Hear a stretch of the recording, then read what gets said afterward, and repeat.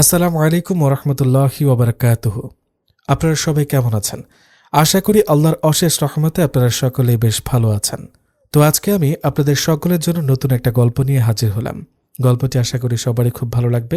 গল্পটি কার কাছে কেমন লেগেছে অবশ্যই আমাদেরকে কমেন্ট করে জানাবেন। গল্পটি ভালো লেগে থাকলে অবশ্যই একটা লাইক দিবেন এবং শেয়ার করে দিবেন আপনার পরিচিত জনের কাছে, এবং অবশ্যই এই চ্যানেলটিকে সাবস্ক্রাইব করতে ভুলবেন না। তাহলে এবার চলুন সরাসরি গল্পে চলে যায়। হেই মিস বোরকাওয়ালি, এইভাবে গেও ভুতছে যে কি মাদ্রাসায় পড়তে এসেছো? কিন্তু এটা তো মাদ্রাসা নয় বেবি, এটা একটা নামকরা ইউনিভার্সিটি। তুমি জানো না এই ভার্সিটিতে আমরা বোরকা পরা কোনো মেয়ে অ্যালাউ করি না। সবাই এখানে মডার্ন ড্রেস পরে আসে।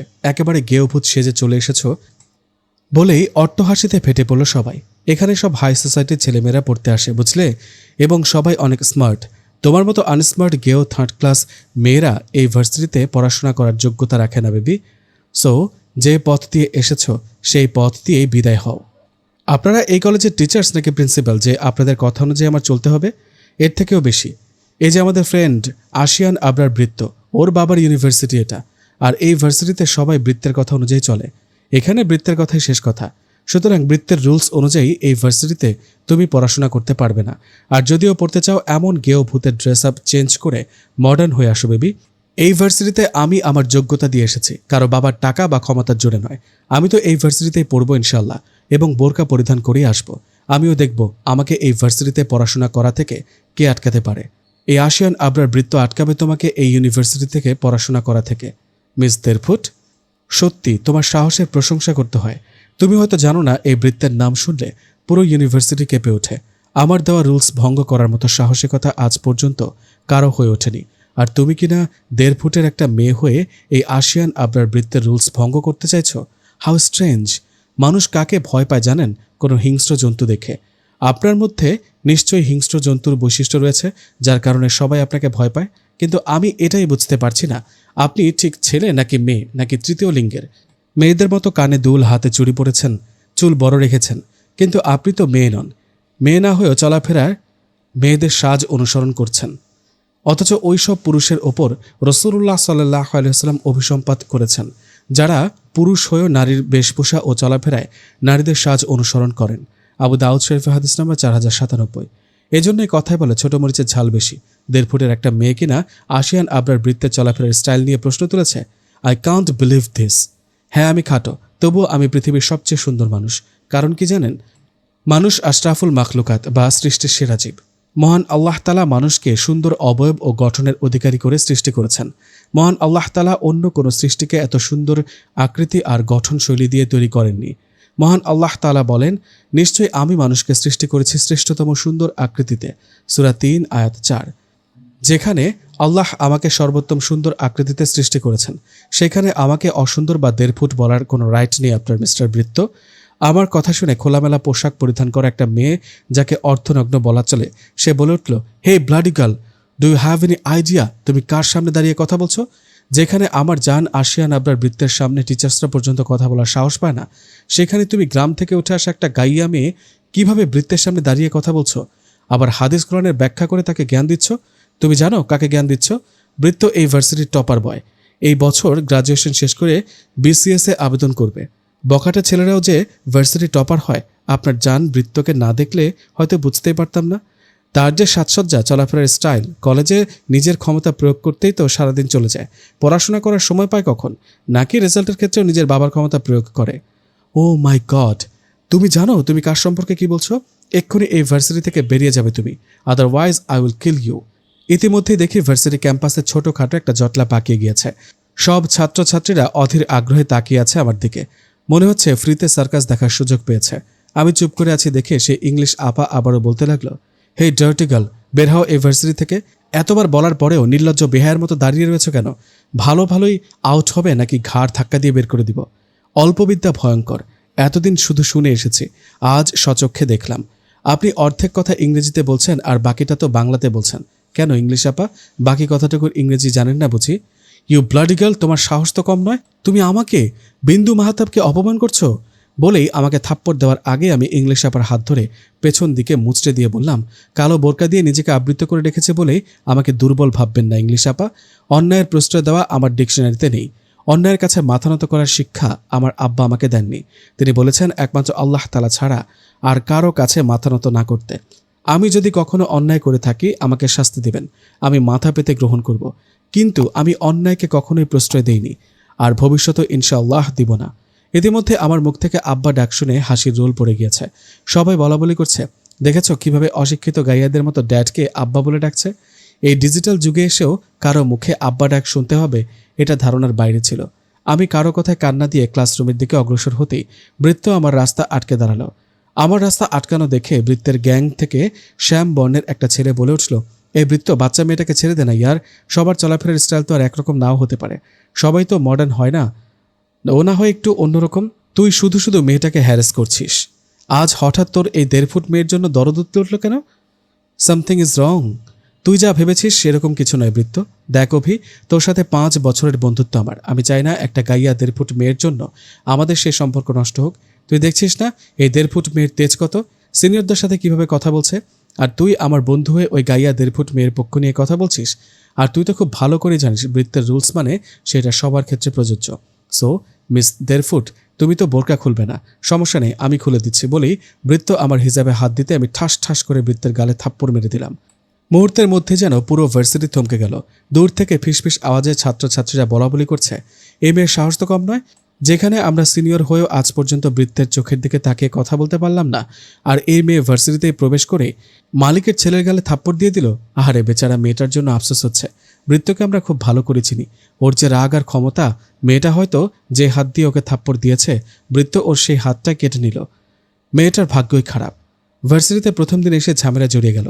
বৃত্তের দিকে তাকিয়ে মনে হচ্ছে ও কোনো হিংস্র জন্তু, চোখ দিয়ে যেন আগুন বের হচ্ছে। আমাকে চুপ থাকতে দেখে বৃত্ত বলল, ছোট মরিচের ঝাল হয় জানতাম, কিন্তু এত পরিমাণে ঝাল থাকে তা জানা ছিল না। যেখানে আজ পর্যন্ত আমার মম ড্যাড আমার গায়ে হাত তোলেনি, সেখানে তুমি আমাকে ভার্সিটির সবার সামনে থাপ্পড় মেরে দিলে। তুমি নিজেও জানো না বৃত্তের সাথে লাগতে এসে নিজের কত বড় সর্বনাশ ডেকে আনলে।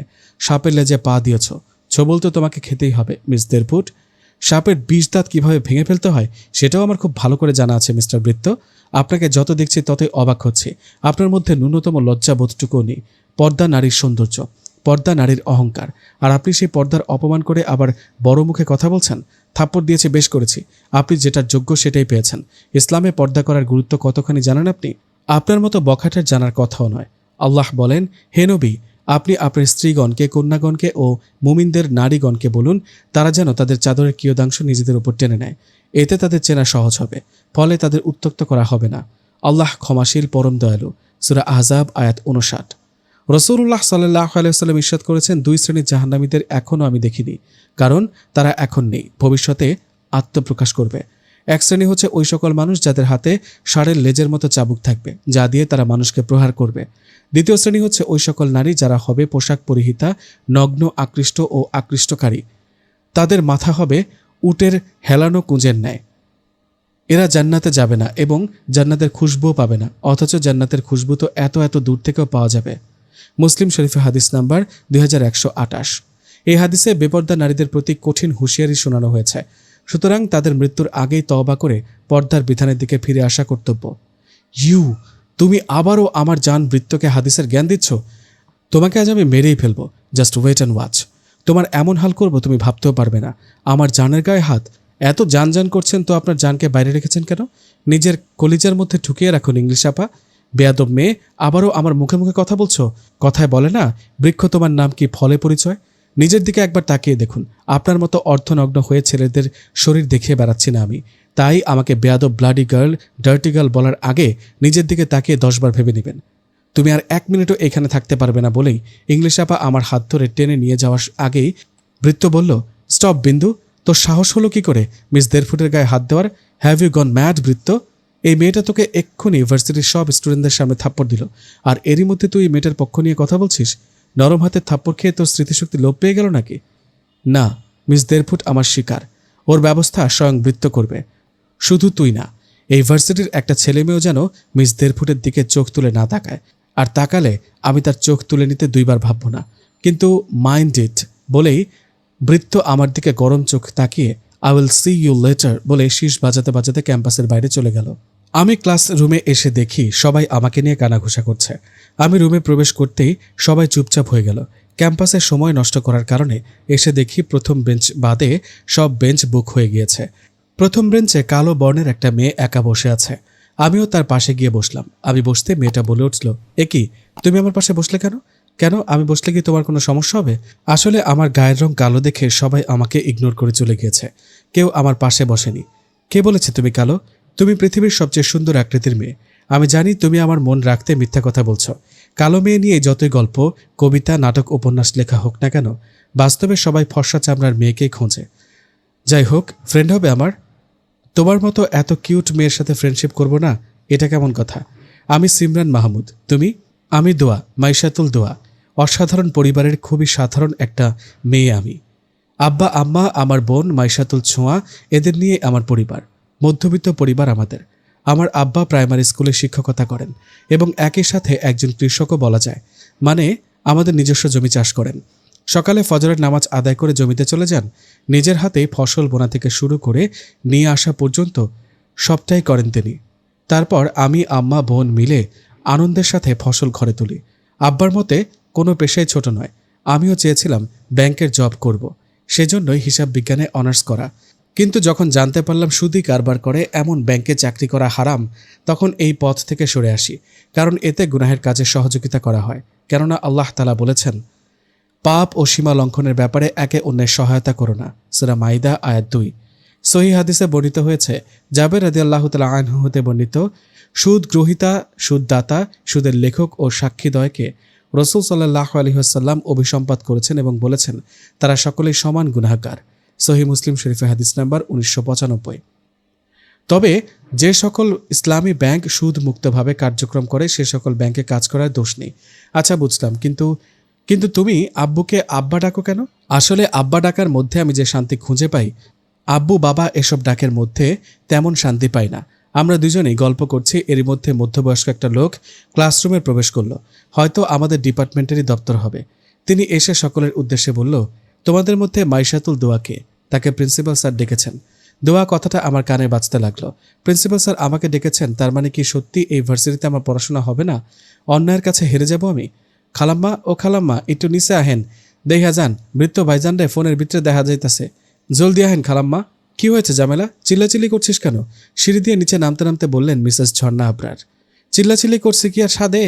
আপনি আমারে ফোন কিনা দিছিলেন আমার অবসর সময় কাটানোর লেখা। তো আমি সেই ফোনে টিকটক না কি জানি কয়, ওইটার মধ্যে আমি এখন নাচন দেখতেছিলাম। হঠাৎ দেখি ফোনের মধ্যেখানে বৃত্ত ভাইজানরা দেখুন যায়। এই দেখেন কোন সেরি যেন বৃত্ত ভাইজানের গালের মধ্যে চল লাগাই দিছে। কই দেখি তো, এই যে লন। আরে এটা তো বৃত্তর ভার্সিটি, কিন্তু এই মেয়েটাকে? মেয়েটা মনে হয় ভার্সিটিতে নতুন এসেছে। তবে মেয়েটার সাহস আছে বলতে হয়। যে ছেলের ভয়ে পুরো ভার্সিটি কেঁপে ওঠে, আর এই মেয়ে কি না তাকে থাপ্পড় দিল। কে এই মেয়ে জানাটা খুবই প্রয়োজন আমার। জামেলা, আমার রুম থেকে ফোনটা নিয়ে আয় তো। এই লন খালাম্মা। অতঃপর মিসেস ঝর্ণা কোথায় যেন ফোন দিয়ে বললেন, আমি তোমাকে একটা ছবি পাঠাচ্ছি, যত তাড়াতাড়ি সম্ভব ওই মেয়ের পুরো বায়ো আমার চাই, অ্যাট এনি কস্ট। ঠিক আছে ম্যাডাম, আপনি যেমনটা বলবেন তেমনই হবে। আচ্ছা, রাখছি তাহলে, বলেই কিছু একটা ভেবে মিসেস ঝর্ণা আবরার পৈশাচিক হাসি দিলেন। দোয়া প্রিন্সিপাল স্যারের রুমে দাঁড়িয়ে আছে, কিন্তু ভেতরে যাওয়ার সাহস হচ্ছে না। না জানি ভেতরে গেলে প্রিন্সিপাল স্যার হয়তো বলবে, তুমি জানো তুমি কার গায়ে হাত তুলেছ? তোমার সাহস হয় কি করে এই ভার্সিটির মালিকের ছেলের গায়ে হাত তোলার? তোমাকে এই ভার্সিটি থেকে বহিষ্কার করা হলো। এই মুহূর্তে ভার্সিটি থেকে বেরিয়ে যাও। এমন আকাশ কুসুম চিন্তা করে দোয়া ইউনুস পড়তে পড়তে দোয়া প্রিন্সিপাল স্যারের রুমে প্রবেশ করলো। কারণ মানুষের জন্য দোয়া ইউনুসের ফজিলত গুরুত্ব অনেক বেশি। আল্লাহর পয়গম্বর হজরত ইউনুস আলাইহিসসালাম দেশ ত্যাগ করে চলে যাওয়ার সময় নদীতে ঝাঁপ দিলে তিনি মাছের পেটে বন্দী হন। এই অবস্থায় বিপদে পড়ে তিনি মহান আল্লাহর কাছে যে দোয়া পড়েন, আর সে দোয়ার বরকতে আল্লাহ তাকে মহা বিপদ থেকে উদ্ধার করেছিলেন। সেটাই হচ্ছে দোয়া ইউনুস, আর তা হলো লা ইলাহা ইল্লা আনতা সুবহানাকা ইন্নী কুনতু মিনাজ জালিমিন। অর্থ, তুমি ব্যতীত সত্য কোনো উপাস্য নেই, তুমি পুত পবিত্র, নিশ্চয়ই আমি জালিমদের দলভুক্ত। অতঃপর আমি তার আহ্বানে সাড়া দিলাম এবং তাকে দুশ্চিন্তা থেকে মুক্তি দিলাম। আমি এমনইভাবে বিশ্বাসীদেরকে মুক্তি দিয়ে থাকি। সূরা আম্বিয়া আয়াত 87। তাফসিরে তাবারিতে আয়াতের ব্যাখ্যায় বলা হয়েছে, আর ইউনুস আলাইহিসসালাম মাছের পেটে বন্দী থাকা অবস্থায় আমাকে ডাকার ফলে যেভাবে তাকে মুক্তি দিয়েছিলাম, সেভাবে আমি মুমিনদেরকেও বিপদ থেকে উদ্ধার করব যখন তারা আমার কাছে সাহায্য চায় এবং আমাকে ডাকে। অবশেষে দোয়া প্রিন্সিপাল স্যারের রুমে প্রবেশ করে সালাম দিল। আসসালামু আলাইকুম স্যার, ভেতরে আসতে পারি? Sure, come in. আমাকে ডেকেছেন স্যার? হ্যাঁ, সিট ডাউন। স্যার, আমাকে কি এই ভার্সিটি থেকে বের করে দিবেন? তুমি যা করেছো এরপরেও এই ভার্সিটিতে পড়াশোনা করার আশা করছো কিভাবে? আমি তো অন্যায় কিছু করিনি স্যার। কোনটা ন্যায় কোনটা অন্যায় তোমার থেকে শিখতে হবে আমার। দুঃখিত স্যার, তবে আমার দিক থেকে আমি কোনো অন্যায় করিনি। তবুও আপনি যে শাস্তি দিবেন আমি মাথা পেতে তা গ্রহণ করব। তুমি কোনো অন্যায় করনি মা, বরং উচিত জবাব দিয়েছ। তোমার মতো এরকম মেয়ে হলে বৃত্তের মতো বখাটের সৃষ্টি হতো না। এমনকি তোমার এই উচিত জবাবে মিস্টার সামিউল আবরারও মিসেস ঝর্ণা আবরারও খুশি হয়েছেন। তোমার প্রতি তাদের কোনো অভিযোগ নেই। তাহলে এই ভার্সিটি ছেড়ে যাচ্ছি না আমি? প্রশ্নই আসে না। তোমার মতো মেধাবী, সাহসী, স্ট্রং পার্সোনালিটির মেয়ে আমাদের ডিপার্টমেন্টের জন্য প্রয়োজন। তুমি বোরকা পরিধান করে আসতে পারো, ডিপার্টমেন্ট থেকে তোমাকে কোনো প্রকার বাধা দিবে না। ইনফ্যাক্ট আমাদের ভার্সিটিতে এমন কোনো রুলস নেই যে কেউ বোরকা পরিধান করে আসতে পারবে না। বৃত্ত এই রুলস বানিয়েছে, আর এই পর্যন্ত এই ব্যাপারে আমাদের ডিপার্টমেন্টে কোনো অভিযোগ আসেনি। মেয়েরা স্বেচ্ছায় এমন খোলামেলা পোশাক পরিধান করে আসে। তবে আশা করা যায় তোমার দেখাদেখি হয়তো অনেকের মধ্যেই পরিবর্তন আসতে পারে, কেননা সৎসঙ্গে স্বর্গবাস, অসৎসঙ্গে সর্বনাশ। তোমার সংস্পর্শে এসে হয়তো কেউ পরিবর্তনও হতে পারে। আমি আমার সর্বত্র দিয়ে চেষ্টা করব স্যার সবাইকে দিনের পথে আনতে। তুমি এখন আসতে পারো, তোমার জন্য দোয়া ও শুভকামনা রইল। ঠিক আছে, আমি আসছি স্যার। আসসালামু আলাইকুম। ওয়ালাইকুম আসসালাম। মন দিয়ে ক্লাস করবে। ঠিক আছে স্যার।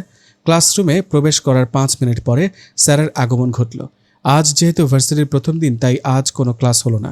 প্রথম ক্লাসে শুধু পরিচিত পর্বগুলো, বাকি 2টা ক্লাসে বুক লিস্ট দিল আর বই সম্পর্কে একটু ধারণা দিল। মোটামুটি প্রথম দিনেই সিমরানের সাথে একটা ভালো সম্পর্ক গড়ে উঠেছে। ক্লাস শেষ করে ক্লাসরুম থেকে বের হওয়ার সাথে সাথেই ইংলিশ আপার সাথে দেখা হয়ে গেল। হয়তো আবার কোনো ইংলিশ শোনানোর জন্য অপেক্ষা করছেন। আমাকে বের হতে দেখে ইংলিশ আপা বলে উঠল, হেই শর্ট গার্ল, তোমাকে প্রিন্সিপাল স্যারের রুমে যেতে দেখলাম। নিশ্চয়ই ভার্সিটি থেকে বিদায় দেওয়ার নোটিশ দিয়েছে। বেশ করেছে, তোমার মতো মেয়ের যোগ্যতা নেই এই ভার্সিটিতে পড়ার। অবশ্য তোমার সাথে আমার যে শত্রুতা সৃষ্টি হয়েছে, তুমি যদি এই ভার্সিটিতে নাও থাকো তবুও তোমার আমার শত্রুতা শেষ হবে না। তুমি সবার সামনে আমাকে অপমান করেছো, এমনকি তোমার জন্য আমার জান বৃত্ত আমাকে অপমান করেছে। এত সহজে আমি তোমাকে ছেড়ে দিব না। এখন ভালোই ভালো এখান থেকে বিদায় হও। প্রথমত, এই ভার্সিটি ছেড়ে আমি কোথাও যাচ্ছি না। আমি এখানেই পড়বো ইনশাল্লাহ। আর দ্বিতীয়ত, আপনি আমাকে শত্রু মনে করলেও আমি আপনাকে শত্রু মনে করি না। আমি আপনাকে আমার বড় বোন মনে করি। বোন ইজ মাই ফুট। যাও তো আমার চোখের সামনে থেকে। ইংলিশ আপার থেকে বিদায় নিয়ে বুক লিস্ট অনুযায়ী বই কিনে নিয়ে বাসায় চলে আসলাম। বাসায় এসে গোসল সেরে জোহরের নামাজ আদায় করে একটু ঘুমিয়ে নিলাম। কতক্ষণ ঘুমিয়েছি জানি না। ঘুম ভেঙে গেল ফোনের রিংটোনে। ফোন অনবরত বেজেই চলেছে। ফোনের স্ক্রিনে তাকিয়ে দেখি 3টা বাজে। তার মানে 1 ঘন্টা ঘুমিয়েছি। বিছানা থেকে উঠে ফ্রেশ হতে যাব, এরই মধ্যে দেখি আবারও সেই অপরিচিত নাম্বার থেকে কল আসছে। 10 বার কল দেওয়ার পরও যখন কল রিসিভ করেনি, তখন টুং করে একটা মেসেজ আসলো। মেসেজে লেখা ছিল, মিস দেরফুট, তুমি হয়তো ভাবছো তোমার নাম্বার আমি কিভাবে পেলাম। যেখানে তোমার আত্মীয় স্বজনের কাছে তোমার নাম্বার নেই, সেখানে আমার কাছে কিভাবে আসলো? তবে জেনে রাখো, এই বৃত্তের কাছে অসম্ভব বলে কিছু নেই। তুমি বাঘের খাঁচায় হাত দিয়েছ। বিশ্বাস করো, তোমার লাইফ আমি হেল করে দিব Miss Derfoot. Just wait and watch. কাল সকালের জন্য প্রস্তুত থেকো। কাল তোমার সাথে যা হবে তুমি ভাবতেও পারবে না মিস দেরফুট। ভার্সিটি থেকে তোমার কাছে কোনো প্রকার নোটিশ যাবে না ভার্সিটি ছেড়ে দেওয়ার, কিন্তু আমি তোমার এমন ব্যবস্থা করব যেন তুমি নিজেই বাধ্য হবে ভার্সিটি ছেড়ে দিতে। এতে সাপও মরবে আর লাঠিও ভাঙবে না। আমি আগেও বলেছি আর এখনও বলছি, আমি আপনাকে ভয় পাই না। ভার্সিটিতে আমাকে আমার যোগ্যতা নিয়ে গিয়েছে, তাই আপনার এই সস্তা থ্রেটে এই দোয়া কাবু হবে না। জানি তো এত সহজে তুমি কাবু হবে না, কিন্তু তুমিও বৃত্তকে চেনো মিস দেরফুট। আমার গালে থাপ্পড় দেওয়ার শাস্তি তুমি হাড়ে হাড়ে টের পাবে। তোমার লাইফ আমি বরবাদ করে দেব। আগে নিজের লাইফ ঠিক করুন, তারপর না হয় আমার লাইফ বরবাদ করতে আসবেন। লিখে মেসেজটা সেন্ড করে বৃত্তের নাম্বার ব্লক করে দিল দোয়া। তারপর ফ্রেশ হওয়ার উদ্দেশ্যে ওয়াশরুমের উদ্দেশ্যে অগ্রসর হতেই পেছন থেকে কেউ একজন জড়িয়ে ধরল। দোয়া পেছনে ফিরতে দেখলো আনুমানিক 5 ফুট 2 ইঞ্চি লম্বা, শ্যামবর্ণের রোগা পাতলা গড়নের একটা মেয়ে দাঁড়িয়ে আছে। দোয়া খানিকটা অবাক হয়ে বলল, টিয়া পাখি তুই? তোমার সাথে আরই আমার দোয়াপু। আমি মাত্র 3 দিন বাসায় ছিলাম না, এরই মধ্যে তোমার টিয়া পাখিকে ভুলে গেলে? দোয়া সামনে থাকা মেয়েটাকে জড়িয়ে ধরে বলল, কে বলেছে আমি আমার টিয়া পাখিকে ভুলে গিয়েছি? আমি খুব মিস করেছি আমার টিয়া পাখিকে। আব্বা, আম্মা আর তুই ছাড়া আমার কে আছে বল? তুই আমার কলিজার এক অংশ। এই পিচ্চি টিয়া পাখিকে তোর দোয়াপু খুব ভালোবাসে। আমি জানি তুমি আমাকে কতটা ভালোবাসো। মায়ের পরে আমার দ্বিতীয় ভালোবাসা তুমি। আমি অনেক ভাগ্যবতী, কারণ আল্লাহ তোমার মতো একটা বড় বোন দিয়েছেন। এজন্য আল্লাহর দরবারে লাখ লাখ শুকরিয়া। তুমি আমার জীবনের একটা অবিচ্ছেদ্য অংশ। তোমাকে ছেড়ে থাকার কথা আমি ভাবতেও পারি না। জানো আপু, এই 3 দিন আমার কাছে 3 যুগের মতো মনে হয়েছে। তোমার বিয়ে হয়ে গেলে আমি কিভাবে থাকবো এটা ভেবে আমার কান্না পায়। নো টেনশন, ডু ফুর্তি। 2 বোন 2 ভাই দেখে বিয়ে করব। তারপর বোন থেকে হয়ে যাব যা। 2 বোন মিলে চুটিয়ে সংসার করব। 2 বোন মিলে কি গল্প করা হচ্ছে শুনি? প্লেটে খাবার নিয়ে রুমে প্রবেশ করে বললেন মিসেস শাহিনা বেগম, কিছু না আম্মা, তুই কি আমাকে একটু শান্তিতে থাকতে দিবি না দোয়া? এত বড় মেয়ে যাকে কিনা আজ বিয়ে দিলে কাল বাচ্চার মা হয়ে যাবে, তাকে আমার প্রতি ওয়াক্তে খাবার খাওয়ানোর জন্য বকাঝোকা করা লাগে।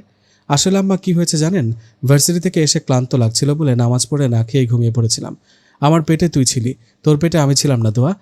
আমি খুব ভালো করে জানি আমি হাত দিয়ে না খাইয়ে দেওয়া পর্যন্ত আমার মেয়ের পেটে ভাত যাবে না।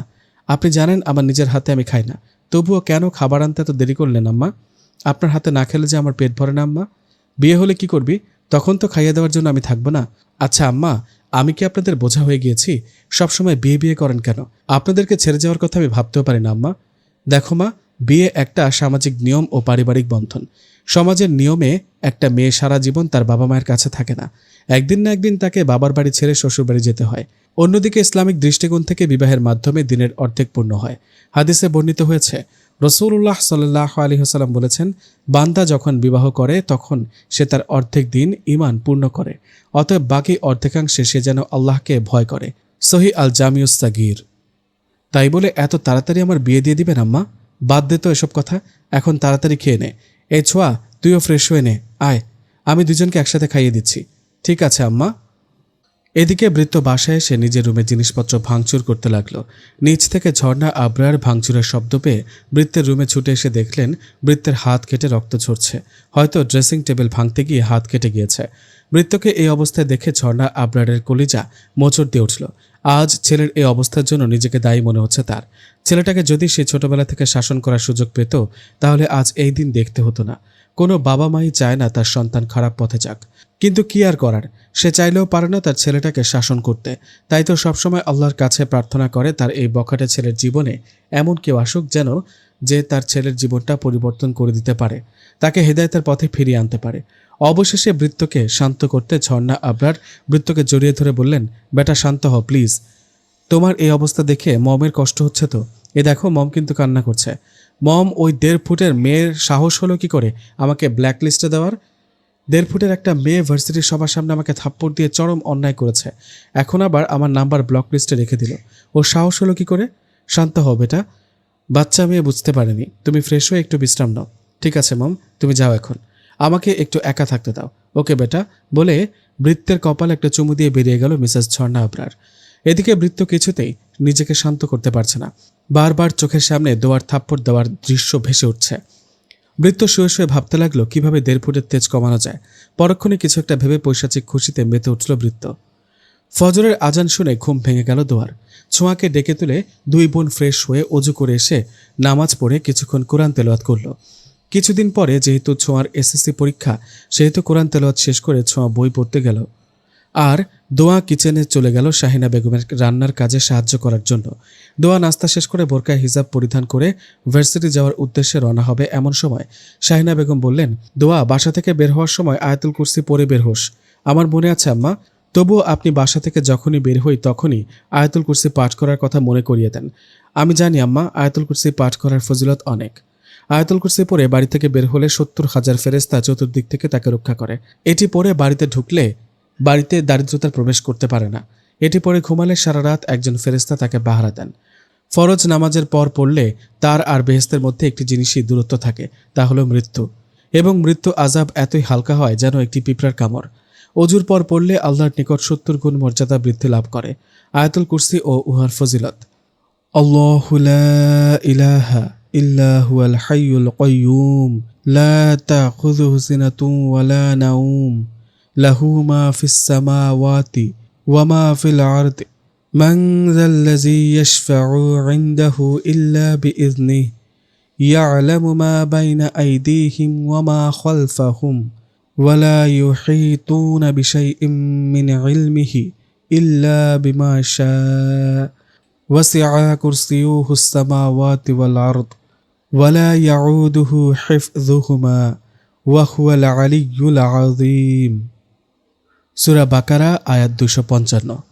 রাসূলুল্লাহ সাল্লাল্লাহু আলাইহি ওয়াসাল্লাম বলেছেন, যে ব্যক্তি প্রত্যেক ফরজ সালাতের পর আয়াতুল কুরসি পাঠ করবে তাকে জান্নাতে যাওয়া থেকে মৃত্যু ব্যতীত কোনো কিছুই বাধা দিতে পারে না। মুসলিম এবং নাসাঈ শরীফের হাদিস। এবার আসি আম্মা।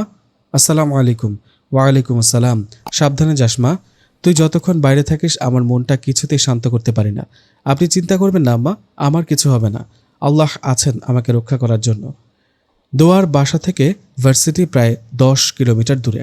অবশেষে প্রায় 1 ঘন্টা জার্নি শেষ করে দোয়া ভার্সিটিতে প্রবেশ করার সাথে সাথেই দোয়ার সাথে অদ্ভুত এক কাণ্ড ঘটল, যা দোয়া ভাবতেও পারেনি, তবে আন্দাজ করতে পেরেছে কাজটা কে করতে পারে। দোয়ার সামনে তাকিয়ে দেখল বৃত্ত ওর এই অবস্থা দেখে হেসে গড়াগড়ি খাচ্ছে। দোয়ার আর বুঝতে বাকি রইল না এটা আর কেউ নয়, স্বয়ং বৃত্তের কাজ। একটা মানুষ এতটা খারাপ হতে পারে কিভাবে, ভাবতেই দোয়ার বৃত্তের প্রতি ঘৃণা হতে লাগলো। মানুষটার মধ্যে ন্যূনতম মানবিকতা নেই। দোয়া এগিয়ে গিয়ে দ্বিতীয়বারের মতো বৃত্তের গালে ঠাস ঠাস করে থাপ্পড় দিয়ে বলল, আপনাকে শুধুমাত্র বখাটে ভেবেছিলাম, কিন্তু এখন দেখছি আপনি কোনো মানুষের কাতারেই পড়েন না। ছি, আপনাকে মানুষ ভাবতে আমার ঘৃণা হচ্ছে। কিন্তু আমি কি করেছি? আমার অপরাধ কোথায়?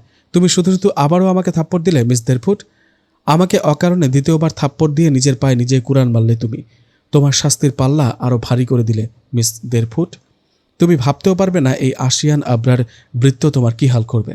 বাহ, এখন এমন ভাব করছেন যেন আপনি কিছুই জানেন না। অন্যায় করে আবার বড় মুখে কথা বলছেন। এতদিন শুনে এসেছি চোরের মায়ের বড় গলা, কিন্তু এখন দেখছি চোরের মায়ের নয়, বরং চোরের নিজেরই বড় গলা। Seriously I don't know. By the way, আমার থেকে দূরে সরে যাও। তোমার গা থেকে বিশ্রী পচা গন্ধ আসছে। চোরকে কখনো চুরি করে শিকার করতে দেখেছেন? ঠিক আছে, মেনে নিলাম আপনি কিছু জানেন না, কিন্তু আমি ভার্সিটিতে প্রবেশ করার সাথে সাথেই ওপর থেকে আমার মাথায় পচা ডিম কে ছুঁড়ে দিল? আমি কিভাবে বলবো? আমি তো তোমার সামনে দাঁড়িয়েছিলাম মিস দেরপুট, আর আমি কেন তোমার উপর পচা ডিম ছুঁড়তে যাব? এতটা কাঁচা খেলোয়াড় আমি নই যে আমার অপমানের প্রতিশোধ আমি সামান্য পচা ডিম ছুঁড়ে নিব। আপনি নিজে না করলেও আপনার পাঁচাটা লোকদের দিয়ে করিয়েছেন। What do you mean by পাঁচাটা? আপনার দলের লোকেদের দিয়ে করিয়েছেন। আমি তো গতকালই বলে দিয়েছি তুমি আমার শিকার, আর আমার শিকারকে অন্যের হাতে দেওয়ার মতো মহৎ আমি নই মিস দেরফুট। মাইন্ড ইট বলেই বৃত্ত ক্যাম্পাসের বাইরে চলে গেল। পচা ডিমের গন্ধে দোয়ার নিজের কাছে অসহ্য লাগছে। ইতিমধ্যে মাথার উপর মাছি ভনভন করা শুরু করে দিয়েছে। কেউ কেউ আবার দোয়ার এই অবস্থা থেকে ইয়াক ইয়াক করে বমি করে দিয়েছে। দোয়া ভার্সিটিতে নতুন হওয়ার কারণে কিছুই চেনে না, বুঝতে পারছে না ওয়াশরুম কোন দিকে। এই অবস্থায় কাউকে জিজ্ঞেসও করতে পারছে না। সব মিলিয়ে দোয়ার লজ্জায় অপমানে চোখ থেকে 2 ফোঁটা পানি গড়িয়ে পড়ল। বারবার আল্লাহর কাছে প্রার্থনা করছে কোন পথ দেখানোর জন্য। অবশেষে দোয়া ভাবল আজ আর ক্লাস করবে না। বাসার উদ্দেশ্যে পা বাড়ানোর আগেই সিমরান এসে বলল, এ কি দোয়া, তোমার এই অবস্থা কে করলো? আর কোথায় যাচ্ছিলে তুমি? আমি জানি না সিমরান, ভার্সিটিতে প্রবেশ করার সাথে সাথে উপর থেকে কেউ আমার মাথায় পচা ডিম ছুঁড়েছে। জানি না কে বা কারা এই কাজ করলো, তবে আল্লাহ তাদের হেদায়েত দান করুন। তুমি কি বাসায় চলে যাবে? তাছাড়া আর কি করব? এই অবস্থায় তো ক্লাস করতে পারবো না। আমার কাছে তো বাড়তি হিজাব নেই, থাকলে হিজাব পাল্টে ক্লাস করতে পারতাম। কিন্তু তোমার মাথা তো মাছি ভনভন করছে। আপাতত ওয়াশরুম থেকে ডিম পরিষ্কার করে তারপর যাও। আসলে আমি ওয়াশরুম খুঁজে পাইনি, তাই ভাবলাম একেবারে বাসায় গিয়ে ফ্রেশ হব। তুমি এসেছো ভালোই হয়েছে, চলো ফ্রেশ হয়ে তারপরই বাসায় ফিরবো। ঠিক আছে চলো, বলে সামনে এগোতেই পুরুষালী কণ্ঠে ভেসে আসলো, দাঁড়াও দোয়া।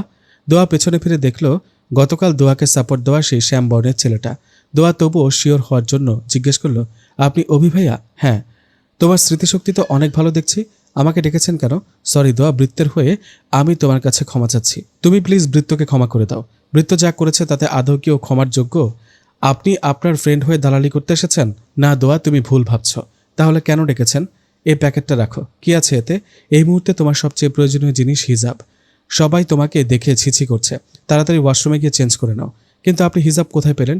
কিছু কথা না হয় অপ্রকাশিত থাক। ঠিক আছে, ধন্যবাদ। You are welcome. বাই দোয়া, সি ইউ লেটার। বলে অভি ভাইয়া চলে যেতে সিমরান বলল, দোয়া তুমি কি কিছু শুনতে পারছো? কি? প্রেমের ঘণ্টা বাজার শব্দ? উফ, কি তার কথা বলার ধরন, পাগল করা হাসি।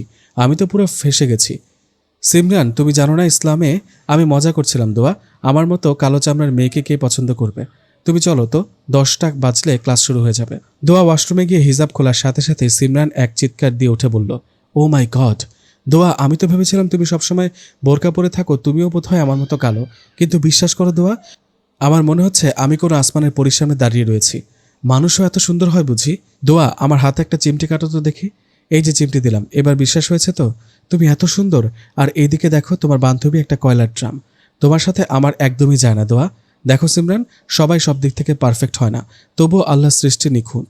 এই দেখো, আমি খাটো কিন্তু তুমি লম্বা, আবার আমার গায়ের রং ফর্সা, তোমার একটু চাপা। এতে কি আসা যায় বলো তো? বন্ধুত্ব কি কখনো গায়ের রং উচ্চতা দেখে হয়? আর কখনো এইভাবে নিজেকে ছোট করবে না। ঠিক আছে, চলো ক্লাসে চলো। ক্লাসে আসার 5 মিনিট পরে স্যারের আগমন ঘটল। স্যার এসে সবাইকে বইয়ের ব্যাপারে জিজ্ঞেস করলো, সবাই বই কিনেছে কিনা। ইতিমধ্যে অনেকেরই বই কেনা হয়ে গিয়েছে, তাই স্যার আর দেরি না করে হিসাব বিজ্ঞানের হিসাব সমীকরণ সম্পর্কে মোটামুটি একটা ধারণা দিলেন আর বললেন আগামীকাল থেকে ম্যাথ করানো শুরু করবেন। পরপর 4-5টা ক্লাস করে দোয়া আর সিমরান রুম থেকে বের হওয়ার সাথে সাথেই বিন্দু মাহাতাব ওরফে ইংলিশ আপা এসে দোয়ার পা জড়িয়ে ধরল। ছি ছি ছি, ইংলিশ আপা, আপনি আমার পা জড়িয়ে ধরেছেন কেন? প্লিজ ইংলিশ আপা, আমার পা ছাড়ুন। আই এম সরি দোয়া, আমার ভুল হয়েছে, প্লিজ আমাকে ক্ষমা করে দাও। কিন্তু কেন? আমার জানা মতে তো আপনি কোনো ভুল করেননি ইংলিশ আপা, তাহলে সরি কেন বলছেন? এরপর ইংলিশ আপা যা বলল শুনে দোয়া হতভম্ব হয়ে গেল। একটা মেয়ে হয়ে অন্য একটা মেয়ের সাথে কিভাবে এমন করতে পারলো ইংলিশ আপা? I am really very sorry দোয়া, তোমার জন্য গতকাল আমার জান বৃত্ত আমাকে কথা শুনিয়েছিল, আমাকে অপমান করেছিল। ঠিক তখনই আমি ভেবেছিলাম আমার অপমানের যোগ্য জবাব তোমাকে দিব, তাই তো অনেক খোঁজাখুঁজির পর পচা ডিম সংগ্রহ করেছিলাম। আর যখন আজ তুমি ভার্সিটিতে প্রবেশ করলে তখন আমি ওপর থেকে তোমার মাথায় ডিম ছুড়ে দিয়েছি। কিন্তু আমি খুব সাবধানে কাজ করেছিলাম, যাতে কেউ বুঝতে না পারে কাজটা কে করেছে। কিন্তু জানি না বৃত্ত কিভাবে বুঝতে পারলো এটা আমার কাজ। তোর সাথে সেই অনার্স প্রথম বর্ষ থেকে আমার পরিচয়, অথচ এখন আমাকে ভালোভাবে চিনতে পারলি না বিন্দু? এই বৃত্তের ডিকশনারিতে অসম্ভব বলে কোনো কথা নেই। তোকে আমি বারবার বলেছিলাম ভুলেও মিস দেড়ফুটের কোনো ক্ষতি করার চেষ্টা করবি না, কিন্তু তুই শুনলি না আমার কথা। আমি বারণ করার পরেও তুই মিস দেড়ফুটের সাথে চরম অন্যায় করেছিস। মনে হচ্ছে এক্ষুনি তোকে কেটে টুকরো টুকরো করে দিই। তুই এইভাবে বলতে পারলি বৃত্ত? তোকে আজ বড্ড বেশি অচেনা লাগছে রে। সামান্য একটা গাইয়া 1.5 ফুট মেয়ের জন্য আমাকে মারতে চাইছিস তুই? আমাদের এত বছরের বন্ধুত্বের প্রতিদান এইভাবে দিলি? সব হয়েছে এই 1.5 ফুট মেয়ের জন্য। স্টপ বিন্দু, ওকে 1.5 ফুট শুধুমাত্র আমি বলবো, আর কেউ নয়। আর তুই যা করেছিস এর জন্য আমি তোকে ক্ষমা করতে পারবো না বলেই বৃত্ত ক্যাম্পাসের বাইরে চলে গেল। আজ তোমার জন্য, শুধুমাত্র তোমার জন্য বৃত্ত আমাকে আবারও অপমান করলো। 3rd ক্লাস মেয়ে কোথাকার, তোমার সাথে যেদিন থেকে দেখা হয়েছে সেদিন থেকে আমার জান বৃত্ত আমাকে ইগনোর করছে, আমাকে অপমান করছে। তুমি এসে সবকিছু এলোমেলো করে দিলে।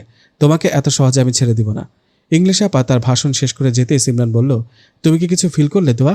হ্যাঁ, শীতকাল ঠান্ডা ঠান্ডা ফিল করছি। আরে বোকা, ঠান্ডা ঠান্ডা ফিল করার কথা বলিনি তো। তো প্রেম প্রেম ফিল। আমার মনে হয় বৃত্ত ভাইয়া তোমার হাতে থাপ্পড় খেয়ে ঠাস ঠাস করে তোমার প্রেমে পড়ে গিয়েছে, তোমাকে ভালোবেসে ফেলেছে। ওনার মতো মানুষ না কারো ভালোবাসা পাওয়ার যোগ্য, না কাউকে ভালোবাসার যোগ্য। এটাকে ভালোবাসা বলে না সিমরান, ভালো মানুষ সাজা বলে। তাহলে বৃত্ত ভাইয়া এত রিয়াক্ট কেন করলো? তবে ইংলিশ আপাকে উচিত শিক্ষা দিয়েছে। 2-4 ঘা দিলে আরও খুশি হতাম। ওই যে বললাম ভালো মানুষ সাজতে। আচ্ছা, বাদ দাও ওদের কথা। দোয়া, আমার অনেক ক্ষুধা লেগেছে, চলো দুজনে ক্যান্টিনে গিয়ে কিছু খেয়ে আসি। ঠিক আছে চলো, তবে আমি বাইরের কিছু খাই না, তুমি একাই খেও। তাহলে আমি আর খাবো না, একা একা খেতে ভালো লাগে না। তুমি বরং চলো, একেবারে বাসায় গিয়ে ফ্রেশ হয়ে খেয়ে নিব। ঠিক আছে, আল্লাহ হাফেজ, সাবধানে যেও।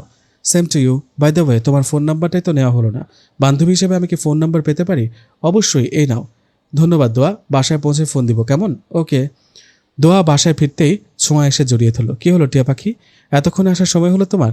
আরে বাবা, আমার ক্লাস শেষ তো, তারপর না আসবো। তুমি বাসায় না থাকলে বাসা একদম ফাঁকা ফাঁকা লাগে, খুব মিস করি তোমাকে, গাল ফুলিয়ে বলল ছোঁয়া। আমিও মিস করি তো। আচ্ছা টিয়া পাখি, বাসায় আজকে ভালো মন্দ রান্না হয়েছে? এত ভালো ঘ্রাণ পাওয়া যাচ্ছে। আমি বাইরে থেকেও খাবারের ঘ্রাণ পেয়েছি। কি জানি আম্মা কি রান্না করছে। আমাকে আজ কিচেনে যেতেও দেয়নি, হয়তো স্পেশাল কিছু রান্না করছে। কেন, কেউ আসবে নাকি? আপু, তুমি ভুলে গিয়েছো আব্বুকে স্কুল থেকে ট্রেনিংয়ের জন্য পাঠানো হয়েছিল। গতকাল ট্রেনিং শেষ হয়েছে, আজ আব্বা বাসায় ফিরবে। সরি পাখি, আমার খেয়ালই ছিল না। দোয়া, মা তাড়াতাড়ি গোসল সেরে নামাজ পড়ে নেই, আমি খাবার বাড়ছি। কিচেন থেকে চেঁচিয়ে বললেন শাহিনা বেগম। ঠিক আছে আম্মা। দোয়া নামাজ শেষ করে দেখলো শাহিনা বেগম প্লেটে ভাত নিয়ে বসে আছেন। খাবার দেখেই দোয়ার ক্ষুধা যেন দ্বিগুণ হারে বেড়ে গেল। শাহিনা বেগমকে বলল, আম্মা তাড়াতাড়ি খাইয়ে দেন তো। এত ভালো খাবার দেখে পেট আর কোনো কথাই শুনছে না। নে হা কর আমার বুড়ি খুকি মেয়ে। আমি সারা জীবন আপনার বুড়ি খুকি হয়ে থাকতে চাই আম্মা। আপনার হাতের খাবার আমার কাছে অমৃত মনে হয়। প্রত্যেকটা আইটেম সুস্বাদু হয়েছে, বিশেষ করে এই পায়েসটা। বলতো কিসের পায়েস খেলি? লাউয়ের। জি না, তুই যে সারা জীবন মূলা দেখে নাক সিটকাতি, আজ সেই মূলার পায়েস খেয়ে অমৃতের স্বাদ পেলি। আপনি কি বলছেন আম্মা, মূলার পায়েসও এত সুস্বাদু হয়? কিভাবে রান্না করেছেন আম্মা, আমাকে একটু শিখিয়ে দিবেন? আমরা লাউয়ের পায়েস যেভাবে রান্না করি সেমভাবে মূলার পায়েস রান্না করতে হয়, শুধু লাউয়ের পরিবর্তে মূলা দিতে হয়। তুইও শিখে রাখ, তোর শ্বশুরবাড়িতে গেলে রান্না করে খাওয়াবি। আমার সত্যিই বিশ্বাস হচ্ছে না, মূলার পায়েসও এত মজা লাগে। খেয়েই তো বুঝতে পারলি। বৃত্ত বাসায় ফিরে ঝর্ণা আবরারকে দেখতে না পেয়ে জামেলাকে জিজ্ঞেস করলো, বুয়া মম কোথায়? মমকে দেখছি না যে। মুই তো কইবার পারম না ভাইজান, মুই ফোনের মধ্যে মাইয়াগো নাচন দেখতাছিলাম। তোমার তো সারাদিন শুধু ওই এক কাজ, ফোনের মধ্যে মাইয়াগোর নাচন দেখা। আজকে তোমার নাচ দেখা বন্ধ করার ব্যবস্থা করছি। কি করবেন ভাইজান, ওয়াইফাই লাইন কি সারিয়া দিবেন? দিলে দেন গা, মুই ফোনে এমবি ঢুকাইয়া তারপর আবার মাইয়াগোর নাচন দেখবানি। তোমার সাথে কথা বলাই বেকার, যত সব ফালতু লোক বলেই বৃত্ত ঝর্ণা আবরারকে ডাকতে ডাকতে তার রুমে গিয়ে দেখলো ঝর্ণা আবরার একটা ছবি নিয়ে বসে বসে চোখের পানি ফেলছে। বৃত্ত গিয়ে তাকে পেছন থেকে জড়িয়ে ধরে বলল, মম তুমি আবারও মামুনির কথা ভেবে চোখের পানি ফেলছো? আমরা কম তো খুঁজিনি তাকে বলো, কিন্তু প্রতিবার ফলাফল শূন্য হয়েছে। মামুনির কোনো সন্ধান মেলেনি। তুমি আর কত মামুনির জন্য এভাবে কষ্ট পাবে বলো তো? কি করবো বেটা, সে যে আমার কলিজার একটা অংশ ছিল। আমি চাইলেও যে ভুলতে পারি না। তার সাথে 10 বছর একসাথে চলেছি, একসাথে বড় হয়েছি, কত শত স্মৃতি জড়িয়ে রয়েছে তোমার মামুনির সাথে। এত সহজে কি ভোলা যায়? আমার ছোট একটা ভুলের জন্য আজ 20 বছর আমি তাকে হারিয়েছি। জানি না ও কোথায় আছে, কেমন আছে। আমি জানি তুমি মামুনিকে কতটা ভালোবাসো। মাঝে মাঝে মামুনির প্রতি তোমার ভালোবাসা দেখে আমি মুগ্ধ হয়ে যাই। তুমি কি ফ্রি আছো বেটা? হ্যাঁ। কেন মম? তোমার সাথে আমার কিছু কথা আছে। কোন বিষয়? তোমার বিয়ের। আরে ক্রেজি মম, আমি এখনও গ্রাজুয়েশন শেষ করতে পারলাম না, এখন আমার লক্ষ্যে পৌঁছানো বাকি। ড্যাড তো আমাকে দুই চোখে সহ্য করতে পারে না, আমাকে সবসময় হেয় করে দেখে, আমাকে গুন্ডা বখাটে বলে সম্বোধন করে। আমিও বিসিএস ক্যাডারের হয়ে ড্যাডকে দেখিয়ে দেব এই আশিয়ান আবরার বৃত্ত চাইলে সব করতে পারে। দেখো বেটা, কোনো বাবা মা চায় না তার সন্তান খারাপ পথে থাক। পৃথিবীর সমস্ত পিতামাতা তাদের সন্তানের মঙ্গল কামনা করে। তোমার ড্যাড যা বলে তোমার ভালোর জন্যই বলে। তিনি চান তোমার এই লাইফস্টাইল পরিবর্তন করে স্বাভাবিকভাবে জীবনযাপন করো। আমার কাছে আমার এই জীবনটাই ভালো লাগে। আমি আমার এই জীবন থেকেই নিজের নাম করে ড্যাডকে উচিত জবাব দেব। আগে আমার লাইফ সেটেল করি, তারপর না হয় বিয়ের চিন্তাভাবনা করব। তোমার মম ড্যাডের টাকা পয়সার অভাব নেই যে তোমাকে বিসিএস ক্যাডার হয়েই বিয়ে করতে হবে।